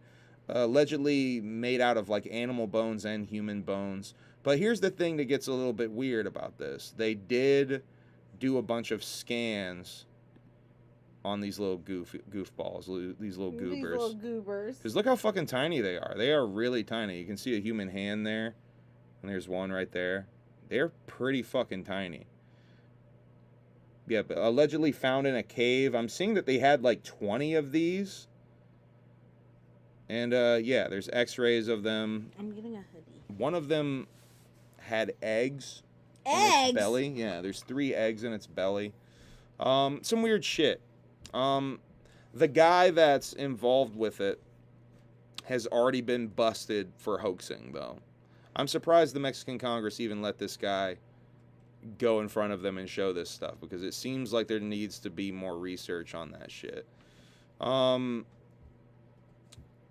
yeah, there's supposedly data that they'd map the DNA of this thing, and 70% of the DNA is unmapped. 30% of it apparently is human or similar to human DNA. Mapped DNA, if you will.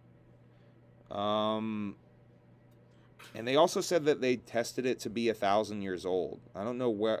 I didn't look through all the papers or any fucking shit with this. I'm just going off of stuff that I've read. Same, but yeah, the same guy, he did it all before in 2015. Let me pull this up.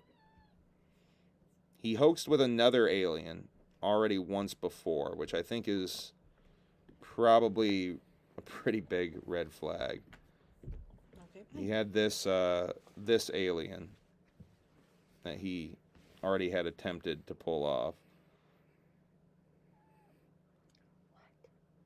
It has actually the mummified body of a child is actually what they showed off. But yeah, this is the same guy who perpetrated this. So, I mean, it's pretty crazy that the Mexican Congress would trust why? A guy who's already hoaxed once. So that's concerning. And it's probably going to set this whole thing back tremendously. Do you think that's why they did it? I don't know. I don't know why. It's definitely concerning because it's going to set the whole thing back. And to set it back even further, they also have a bunch more mummies. I did find this. There's I'll show you guys this real quick too. They don't have just the 2 that they showed. They apparently have. I think I saw 20 was a number. They look so creepy.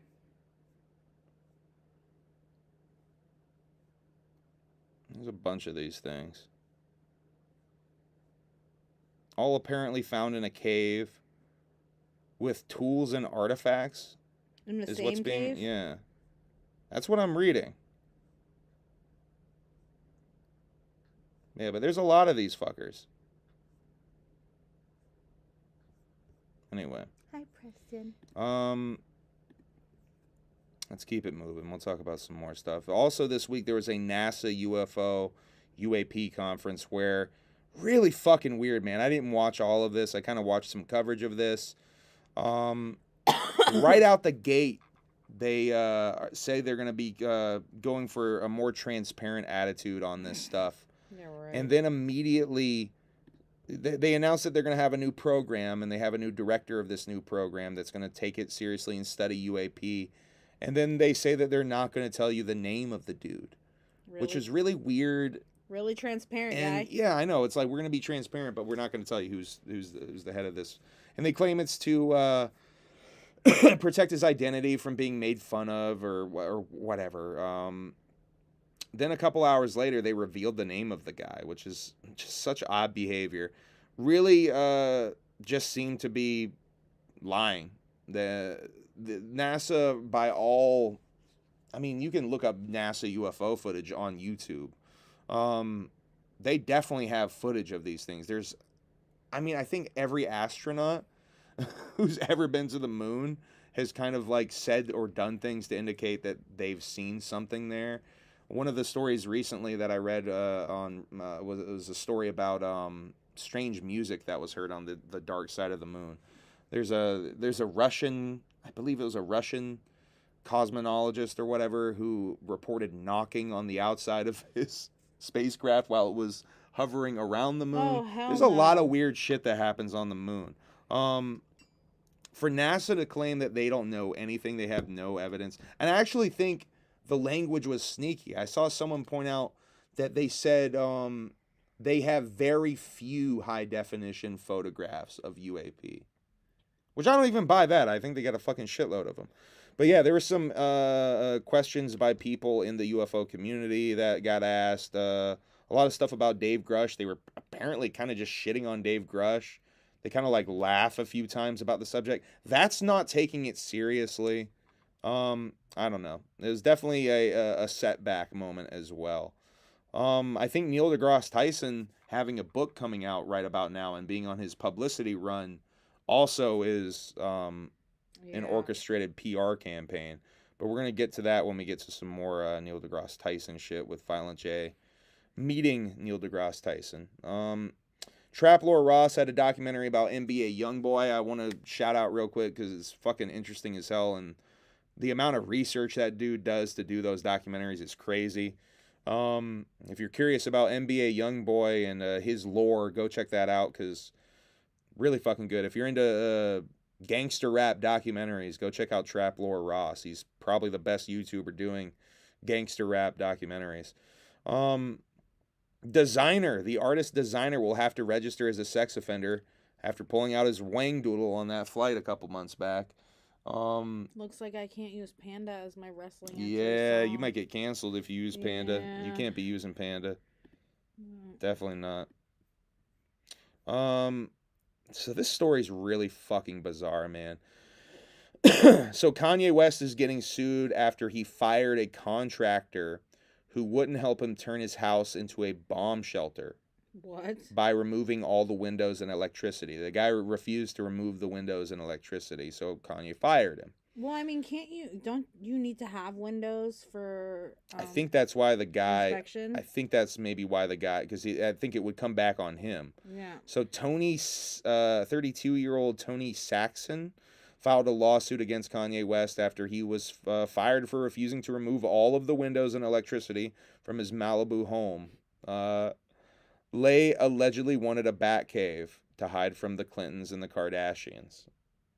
The suit read, when plaintiff refused to engage in unlawful conduct or to engage in activity that would further cause him physical injury, Mr. Ye responded, if you don't do what I say, you're not going to work for me. I'm not gonna be your friend anymore, and you'll just see me on TV.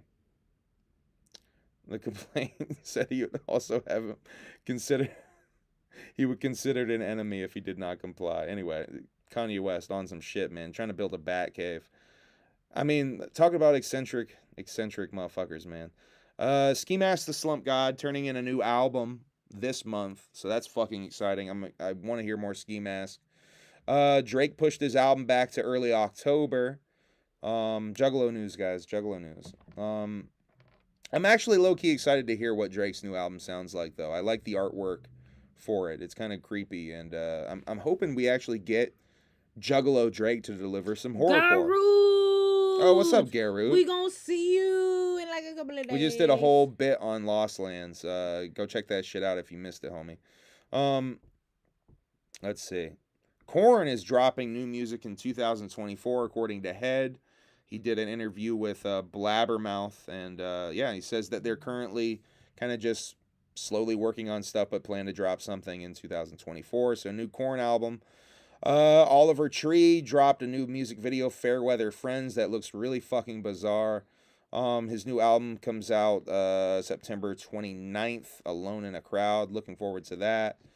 I'm getting way ahead of myself, I think, because we're already talking about music shit. And I think there was an image I wanted to show. Oh, yeah. Let's talk about this real quick. So I listened to this podcast. This is Mrs. Paintbrush, a.k.a. Jackson from Grand Buffet. Grand Buffet, one of my favorite oddball rap groups of all time. I saw them opening for Sage Francis some years ago and immediately was really impressed. This interview was really good, and I reached out to Jackson, and hopefully we're going to have some sort of collaboration coming on here at some point, which is extremely exciting for me because I'm a huge fan of this dude. He's like one of my biggest influences rap-wise, so that would be fucking dope if we can pull that off. Here's what I was looking for earlier. So Bam Margera was cited a couple of times recently. He's been pretty active on his Instagram. But I wanted to talk about this post because this is a guy who knew Bam, or knows Bam apparently, because they're hanging out. This is Ryan G, a.k.a. The Gill from CKY videos, if you guys remember those. Ryan used to do a lot of the photography for Bam and shit. Famously has a gill. Good times hanging with Bam at my house today. He's doing great. Spent a lot of time going through old skate pics. Never a dull moment. Always laughing. And by the way, he's looking good in this picture. He's looking kind of healthy in this picture. Yeah. Staying sober. Still got that ankle bracelet that can detect alcohol on. So he must be staying sober. He has to stay in PA. He's legally not allowed to leave PA until the situation with his brother gets resolved. He also did a HorrorCon this weekend in PA. I think PA HorrorCon or something it was called. And fuck. Oh yeah, the biggest thing I want to talk about with Bam. He's doing weed. Bam's on the weed. Yeah, he is. He posted on his Instagram a little thing about doing edibles, I believe. And Bam's on the weed. Bam famously anti-weed for a really long time.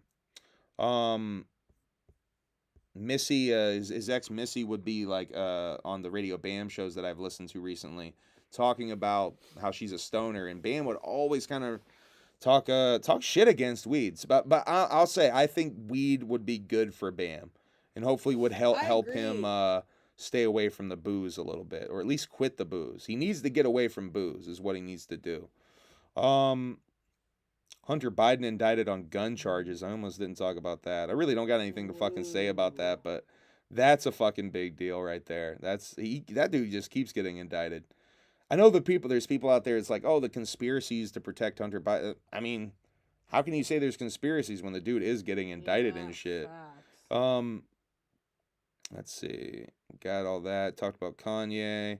There we go. We're Corn, Oliver Tree. All right, now we're caught up. We can talk about the music stuff a little bit more, I think. All right. I talked last time about Billy Obey from Alazulalu having a weird Facebook post. Here's a weird Instagram post from the official Alazulalu account. I've always got my brother's back. This is more than a group, more than a paycheck. These are my friends. This is a brotherhood. A real family. All caps. Whoa. A cult. Want to join? I mean, at this point, he might be just trolling, trying to get people like me to talk about this kind of shit. But, it's just another example of the weirdness displayed by acts towards clowns. the family, if you will. I don't know. That shit's odd to me. It's like the post where he says he's gonna inherit the real carnival is gonna be following, or whatever that weird. post. That's fucking weird. Yeah, it's very similar to that post. Shouts out to Acetone dropping his new single Southwest Funk, produced by Devereaux. We got City Morgue's new album My Bloody America, which is fucking allegedly the last City Morgue album. We'll see about that. City Morgue on tour right now with Suicide Boys. Already supposedly did their last tour, this last tour. So, I mean, if they're willing to do more tours, who knows? More music will be coming. I want to know what Zilla is going to be doing next, because Zilla Kami obviously is the thing that drives City Morgue. He's the leading creative force of City Morgue. I'm curious what he does, if he does more solo shit. His solo album is as good as any of the City Morgue albums, in my opinion. So, I hope he does more solo shit, or who knows, maybe he's just gonna fucking play laser tag or paintballs or whatever the fuck he's into. Devereaux dropping another ICP remix for Ain't Your Business this time on Spotify's The Business. Another one where I guess last time it was a Ouija track, right? Yeah, it was a Ouija track, that last one. This is another one where he takes the track and sort of adds more layers to what I think is just the existing track. I do think there's an acapella that exists for Ain't Your Business. But this is, I think, just the track that he's adding more layers to. And it's a cool effect. I hope he's dropping more of these. Maybe teasing a remix album or some shit. So, I got that backwards. We got Rampage that dropped, surprise album that dropped this week as well. A little bit delayed on Spotify. It came out on Apple Music and everything else first. Didn't come out on Spotify for like a full day later. But here's the track list for Three-Headed Monster, and I wanted to talk about this real quick. So the intro is rather short, but has all three members of Three-Headed Monster. This album very similar to the last one, and as far as the amount of group songs versus solo songs. I had said the last time that I had hoped we get, I had hoped that we get all group songs, but I can't say I'm mad at what we got, because it's actually a really strong release. So Bulldozer and End of Days are both all three of them, I believe. Beppis is a Ouija solo song. Sinister Super Sinner is a Violent J solo song. Cult Leader is an Esham solo song. Red Pavement is another Three-Headed Monster, all three of them on that shit song. Cobblestone, fuck, I think that was that all three of them again? Or was that just Ouija? I don't remember. That one might have been just Ouija again. I can't remember what Cobblestone was at this point. Pillow Talk is a Violent J solo song. That is maybe one of my favorite ones on the fucking album. I really like the idea of the gimmick of Pillow Talk.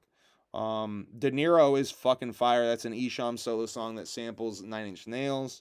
I'm really fucking with that. What's up, Lil Press? I think it's dinero because it's about money. Oh yeah, De Niro. Did I say that better that time? De Niro, like Robert. Yeah, I always do that though. And Rampage, another Three-Headed Monster full song. Good album. I would say equally as good as Obliteration. I think maybe a little rushed in the mixing. There's one of the things. Yeah, red pavement in the hook. There's like a weird mixing thing that almost sounds like another word is overdubbed over a section in the hook. I don't know if I'm just hearing shit though. Preston's being a goofball, huh? Look at him. What's he doing? Oh, yeah, he's a big boy. All right, Press. Let's continue on down the line. Coronella, Ouija Mac, and Triz coming out while we're at Lost Lands, right? Yeah, this Friday, the 22nd. I think pre-orders are shutting down for this shit this week. So get your pre-orders in for Coronella at chapter17.com if you haven't gotten that shit yet. There's the track list for that. All right. Let's talk a little bit about the Three-Headed Monster tour. And then, Death Plus also had a single that dropped. I think we talked about the single last time, but he has an album coming out September 28th, Night of the Living Death, that I don't think we talked about last time. I want to make sure I talk about that real quick. Let's see. So, the surprise album comes out, and Ouija had talked about being nervous about going into Canada on the live stream that he did on Facebook some time back that we covered, where he played some of the songs from Coronella. A couple episodes back on HABS, we covered that whole shit. He talked a little bit in that about hiring a lawyer and paying a lawyer a good amount of money to make sure he's going to be good, because he's got some stuff on his record that makes it a little difficult to get into Canada. Canada notoriously picky on who they let into Canada. If you got a DUI on your record, they might not let you into Canada. There's certain things on your record that they just might not let you in for. DUI being one of them. There's a bunch of stuff though. What's up, Press? You coming to hang out? So Ouija was already nervous. He made this post before they even went to try to get into Canada. I think the first time. Let me pull that up so I can read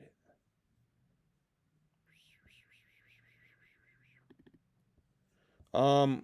We headed to London, Ontario. Show there tomorrow. Wish me luck crossing the border, please. Brand new album is out. So this is after Rampage came out. So the Montreal show, even before this, was canceled. And there was rumors that it was low ticket sales. I'm thinking they might have tried to cross twice and got denied twice. What are you doing, dude?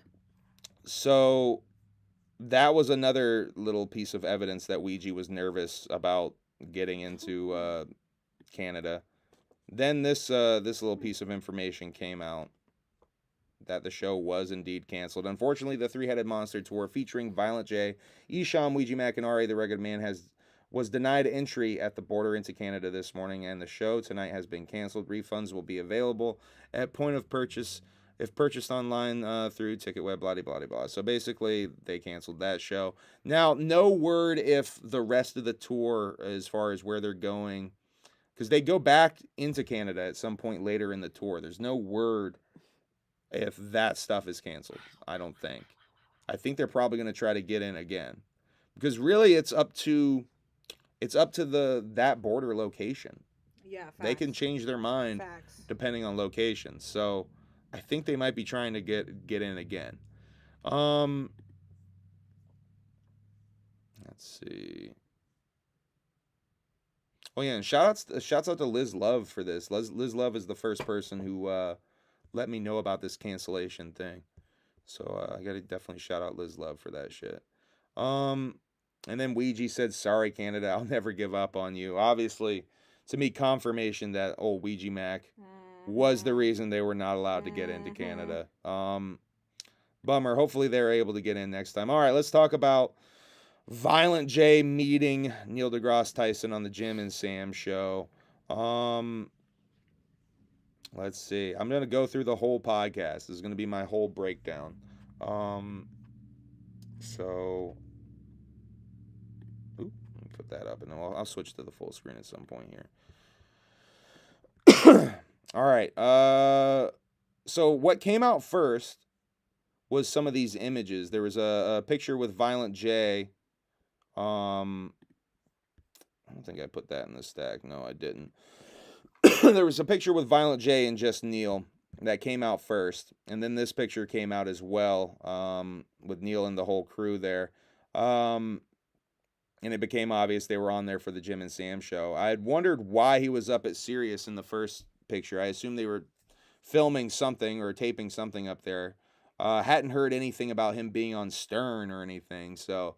But they were on the Jim and Sam show. Him and Sarah were both on the show. And yeah, I'm going to go through that whole shit. So right out the gate, they ask him about the new grill, the bling on the teeth. And Jay starts addressing fans, saying that it's giving him a slur. There's also a video over on his Instagram, a little live stream that he did addressing fans, saying it gives him a slur. Jay said he definitely jumped on the bandwagon with the new grills. Jay said he made the call to get the grills after he saw that Shaggy got his. A lot of people think he had his teeth. I think he means he had his teeth done to get them. Maybe he means perm. I'm not quite sure what he means by that. Shaggy. Let's see. He talks about Shaggy's tour and the Three-Headed Monster tour. Thought it was dope he was promoting Shaggy's tour on there as well. Talks about dropping the album Rampage a little bit. Said they hustled their ass off and made the whole album in 2 weeks. Said that this year ICP is taking the year off and that they're only doing the annual events and a few festivals. Said they'll reunite and do a big tour together after they take their year off. Who knows when that year technically ends, though. Let's see. Says right now they're just leaving their legacy and doing their own shit. This is something they've done before. They've taken breaks and done solo tours, done their own things. That's kind of what they're doing right now, Jay says. Sam asks when you drop the 7th Joker's card. Jay corrects him. That's the 6th Joker's card. And he asks about when they revealed that the carnival is God and Shangri and all of that shit. And then, oh wait, no, I'm fucking that up. He asks him after they reveal the carnival is God on Shangri-La if they dropped Hell's Pit as sort of a correction of course. If they felt they went too far and Hell's Pit was a return to the wicked shit, which I kind of do see what Sam is getting at with this, and I kind of agree with him. I think it is a bit of a course correction. What are you doing? Asking if they felt they had to go back to some of the darkness. Jay says he didn't know until it was happening. Now, this is Jay talking about communicating with the Dark Carnival a little bit here. Says he gets it like an email. Says all of a sudden he just has the name of the Joker's card and the concept. He says when Fearless Fred Fury hit him, he didn't know how it would work because it's an album that was all about betrayal and fighting back and revenge and all that shit. And he said, a year later, I went through some of the worst betrayal of my life, and I realized that shit was predicting time. Asking about Sarah and Jay meeting. Sarah talks about Jay messaging her on Instagram. Asked her if she wanted to go bowling. And he was immediately honest about his dirty intentions, which I think Sarah said she liked, that he was honest about wanting to get down and dirty with her. Jay talks a little bit about not leaving his house for months and months after going through a dark time. Obviously talking about last year, losing Lainey around Halloween there. Nate Diaz hit Jay back on Instagram after Jay I think wished him good luck on the Jake Paul fight. Yeah, I think that was what it was. And Nate Diaz says he's been down his whole life. So Nate Diaz confirmed Juggalo. That's one I did not fucking expect. Emily's back is breaking, y'all. He then let's see. He then tells the Vanilla Ice story, how when asked of when they realized that they were legends. Sam says the clown paint makes it so that they last forever. I agree with that. It definitely makes them iconic as fuck, that clown paint. They played Chicken Hunting at the Vanilla Ice show, by the way. That was I don't know if that's ever been talked about before. Obviously, that would be the song they would play, though. Talks about being trashed in reviews for years and years and how the world has come around to accept them because they've just been around so long. Compares the makeup to Gene Simmons at one point, looking the same as when Jim was as a kid. How Gene Simmons in the makeup looks the same as when Jim was a kid. Jay tells the story of a fan at a meet and greet who kept asking if he was all right, and then just straight up told him he looked so old to his face. Jay says he realized now that he should have smacked that dude, and sent a message to him, so when his friends asked him about the story, they're like, well, you shouldn't have said that to him, dude. Clearly he had a problem with it. Yeah. Sam then asks about the Fred Durst incident. So this is some new information about the Fred Durst stuff. Jay says he just talked to Fred about this whole incident. Sam asks why it even happened. Jay says he's going to keep it real and that Shaggy fell off the wagon that day. That he wasn't trying to actually hit him. If you look at the footage, by the way, he's clearly doing a wrestling kick. He's pulling the punch. I know he physically gets pulled too by the security, making it look even more ridiculous, but you can tell he's not trying to hit him. Jay says DJ Lethal was mad as hell, and Jay tried to talk him down, but Lethal was still mad as hell. Jay tried to talk him down that day. Jay reached out to Fred on Instagram, though, and Fred says it's cool. It's rock and roll history at this point, and that they're cool.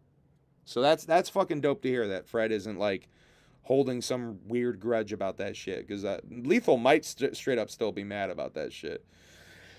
Sam cut a promo on his old WWE show, apparently, on WWE Network, about ICP needing to be in the Hall of Fame. He spent 12 minutes, he said, on his old show. By the way, I need to fucking find that segment. I don't remember ever seeing that. That would be really fucking dope, obviously. I love that people like Sam, who actually do kind of work occasionally with WWE, are saying shit like that. I gotta find that fucking show where he talks about that, though. Jay says it's all for the love of wrestling. He's still involved with wrestling with NWA and Billy Corgan. They talk about Kid Rock used to come to their indie wrestling shows they would do at the warehouse after they first bought their own wrestling ring. Sam asks why the change from Juggalo championship wrestling to championship. Jay says that it was at the time when they made it championship, they just wanted to make it the most bizarre and weird product that they could. But then they realized these guys aren't doing shit wrestling. It just makes the wrestling sound like it's shit wrestling. Said when he saw Billy Corgan recently at a rock concert, I think Jay and Isham went to see Billy Corgan and Smashing Pumpkins when they played Detroit. That Billy had a satanic cult leader vibe on, for on stage. He had makeup on his face, had stars around his eyes, I think he was saying. And that this was a Smashing Pumpkins show. Said that a girl comes on stage and gives a guy a stunner on stage. And Jay told Billy after the show that he's one of us now, that he's a juggalo. He was surprised to see that much theatrics in a Smashing Pumpkins show. Jem says it's cool that Jay isn't afraid to say he's a fan of other performers, which that is fucking cool, because one of the stalest things to me is when people are afraid to talk about their influences or people that they're fans of. They're not actually fans of, I'm too cool to possibly ever be a fan of anything. Fuck that shit. Say what you like, man. That shit's whack. Jay says it's so weird being friends with Billy Corgan. Says that if he went backstage in 1999 and tried to meet Billy Corgan, that there almost certainly would have been no response. They would have just straight up been ignored. Even though that's when they had fucking 4 albums on the fucking Billboard charts and had gold and platinum albums coming out and shit. I'm back. She's back. She's not as craggy anymore. It's just that we weren't understood then, is a quote from Violent J. When the controversy with Malenko happened, a lot of people just saw them as the image in the coverage and never actually heard the music. That's me. That's when I first saw them. It was the coverage of Malenko. I never actually had heard the music. Sam talks about them still touring and still making music that the fans still like, that a majority of the fans is still into, which nobody does in music. Still tours, still makes new music that fans actually fucking appreciate. Yeah. And at some point, ICP becomes undeniable. Jay talks about Drake posting a picture with a Ringmaster jersey. And Jay says, what the fuck is going on, and that it makes no sense. Which is my reaction to that shit too, is it makes no fucking sense. Jay says he does not think, excuse me, I'm going to do a little sassy sip. Jay says he does not think that Drake knows what he is wearing, that he knows what ICP or the Ringmaster jersey is that he's wearing. Now, this is really fucking interesting, y'all. He thinks that he saw it somewhere and that he just put it on. Sam and Jem both think that he knew. And that he, check this out. Jem says that those guys don't wear something without knowing it was what it is, right? And Sam goes on to tell a story. This is fucking fascinating. Sam goes on to tell a story about Drake going out of his way to find this obscure hockey jersey for the Danbury Trashers, right? Now, that's a reference to a Netflix documentary called Crime and Penalties about a minor league hockey team. A very obscure reference. You'd have to go out of your way to find, right? And what did Drake do when he got this hockey jersey? He immediately posted a picture with him on Instagram wearing it. So, to me, that means he fucking got into ICP and on some level, and possibly the Ringmaster album, and was like, I want this jersey. Or maybe he just saw the jersey and was like, I want it. But he went out of his way to post the image, is the interesting thing. I thought that was fucking fascinating, because to me that's proof that Drake did know what he was wearing. He had to have known what he was wearing. Post Malone, he talks about Post Malone rocking their shit. Jay says that Post Malone and them have a mutual friend, is how he put it. I do think he's talking about Adam deGrasse there, the photographer that does almost all of Post Malone's shit. They talk about LL Cool J having his name, having Violent J behind him on tour for his whole tour.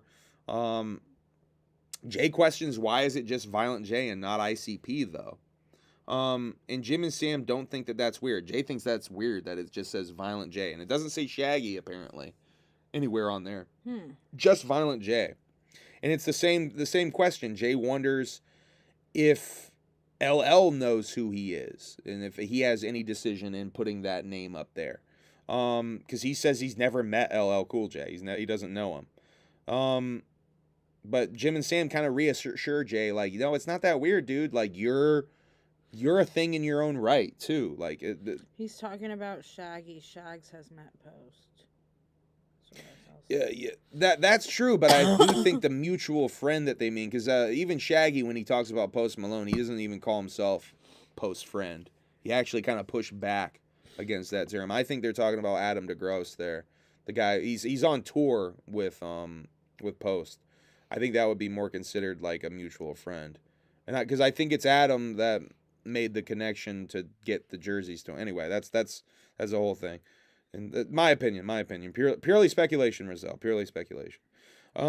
Jay says he wants to go to an award show. Talks about the VMAs, how it would have been dope if they got to go to the VMAs. They ain't got no food at the VMAs. Yeah, I saw that shit. Sexy Red complaining about the no food at the VMAs. Let me tell you what. Imagine getting invited to the fucking VMAs, dog, and ain't no fucking hors d'oeuvres. I would expect there to be food at the VMAs. Nothing. Come on now.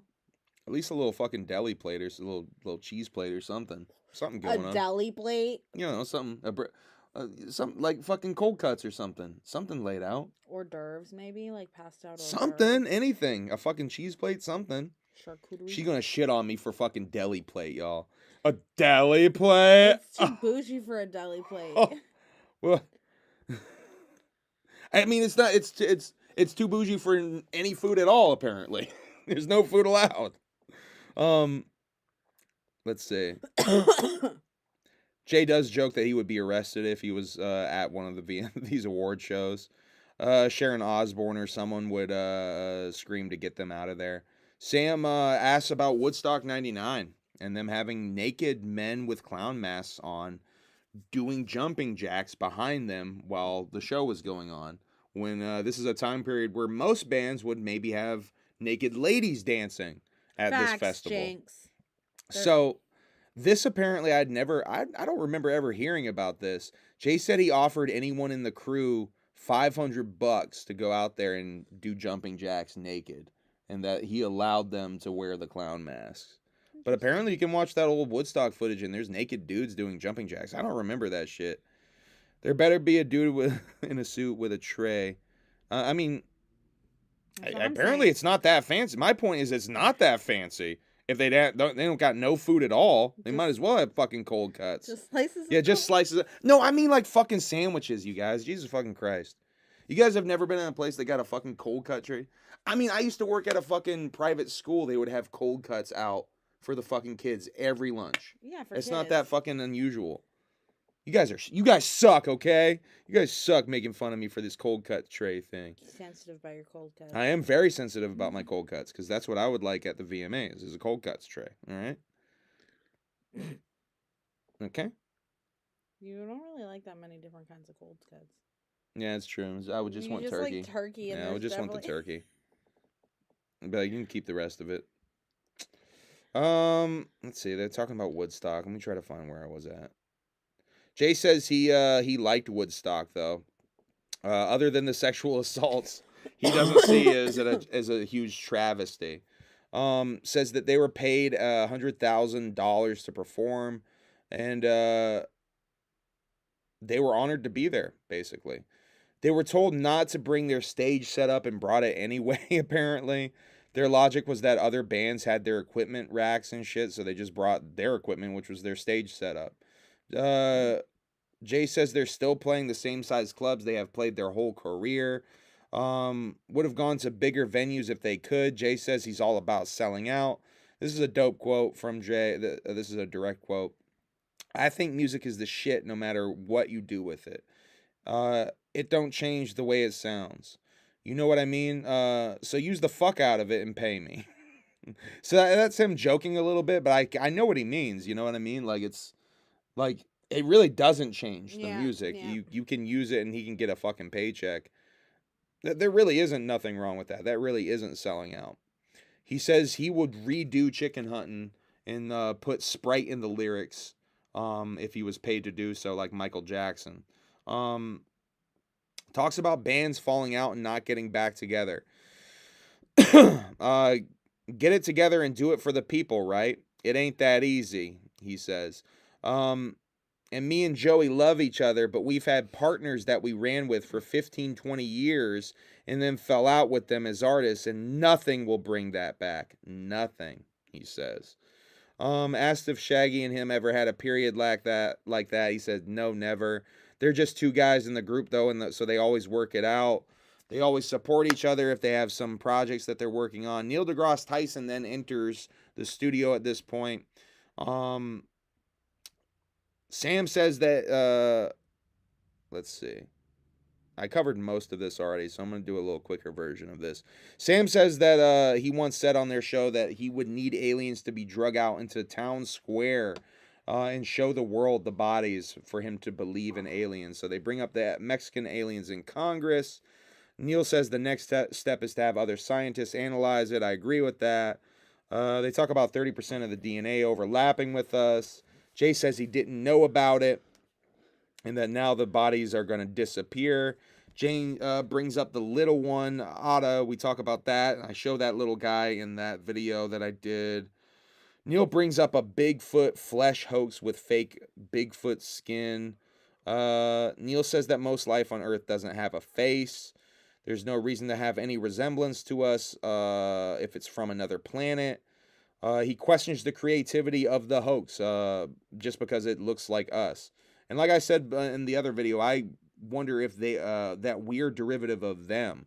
That's why that we look similar to them, because we are a derivative of them. or they're from the future and they're a derivative of us. Anyway, whole bunch of theories about what this could be. I'm very skeptical of these aliens from the Mexican Congress, by the way. I want to make that clear.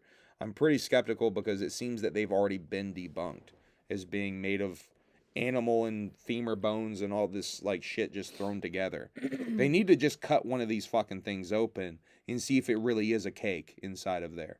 Shouts out to the dude who actually baked that cake. Motherfucker.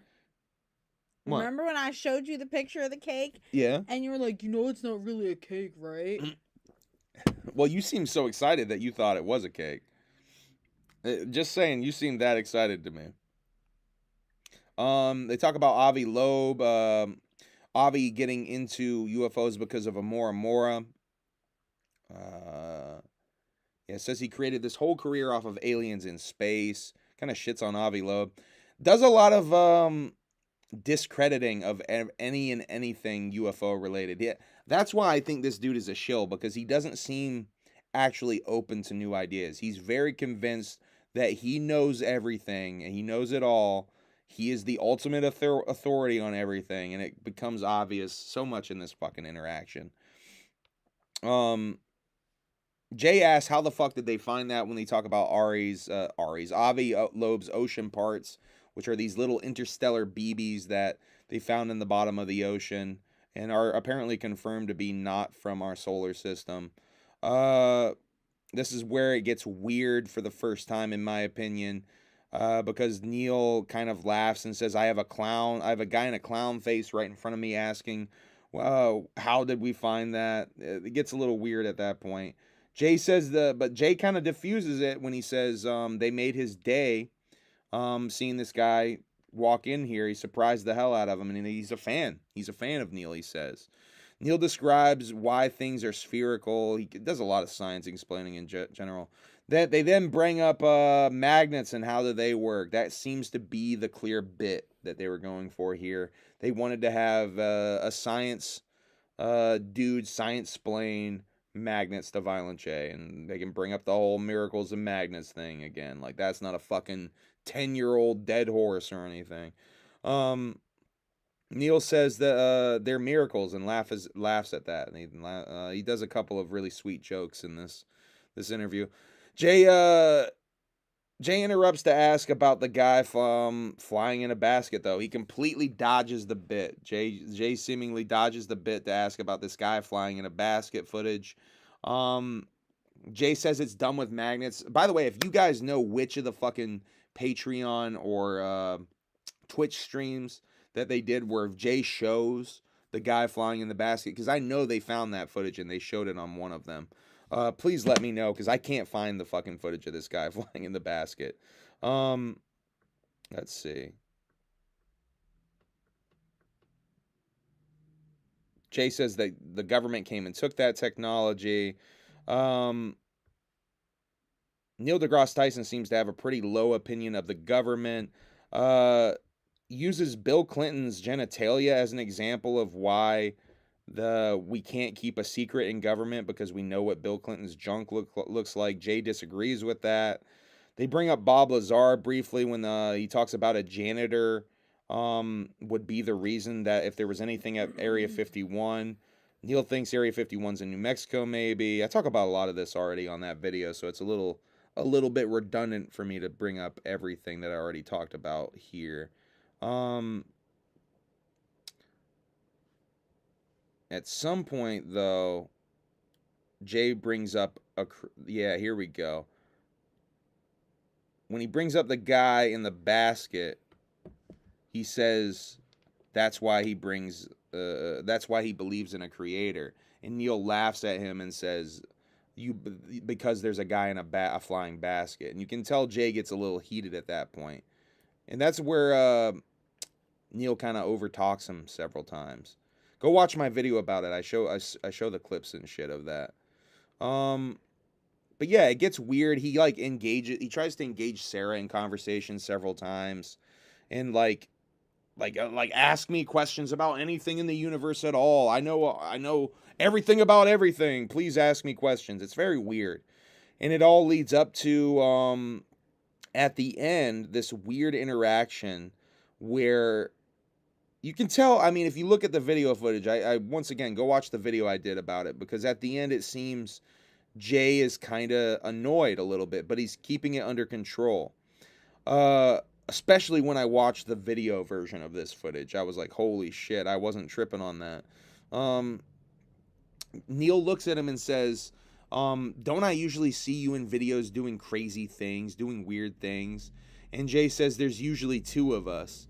We rap and we throw soda, and I've got a 9th grade education. And he kind of like grills him a weird way. And if you look at Neil deGrasse Tyson, he begins to apologize. I'm sorry if I...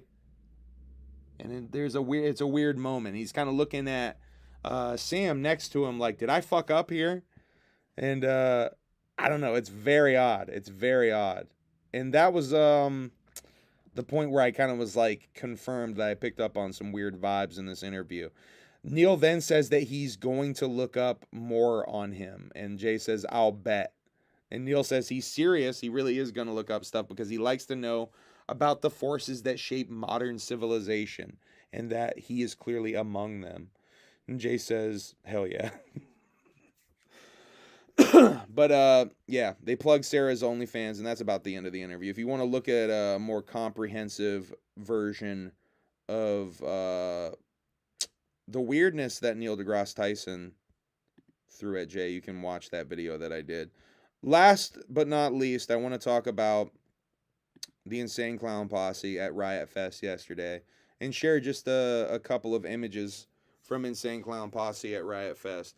The most exciting of which being Violent J meeting Corey Feldman at fucking Riot Fest. If this means we get Corey Feldman at the Gathering of the Juggalos, it's fucking on, y'all. AKA it's Rock fucking Charlie let's go. Sheen. AKA off-brand Michael Jackson. What do you mean? He looks like Charlie Sheen. Well, I'm sure there's a reason why that is. Purely speculation. Here's some more images that were shared of the Insane Clown Posse at Riot Fest. It's just cool to see the clowns rocking and throwing Fago. Shouts out to anyone who's watching this who was at Riot Fest. I'm just going to share these images and we'll call it a night here, because we are over 2 hours. Nice full episode. All right, y'all. That's about it. Go check out those purely speculation videos that I did. I was napping. She was offering moral support in her dreams while I was editing these. Did I tell you I had a dream that I made out with Rihanna? No, you can tell me more about that off air though. Oh my god, so dope. I love y'all. Whoop whoop. Have a good night. We're going to Lost Lands, so this might be the last time I see you for a little bit. Hopefully have some more content dropping in between then and now, but I don't know. Thank you, Whoop Conda. Thank you everybody for tuning in. I love y'all. Whoop whoop. Have a good night. Bye. Bye. And broadcast.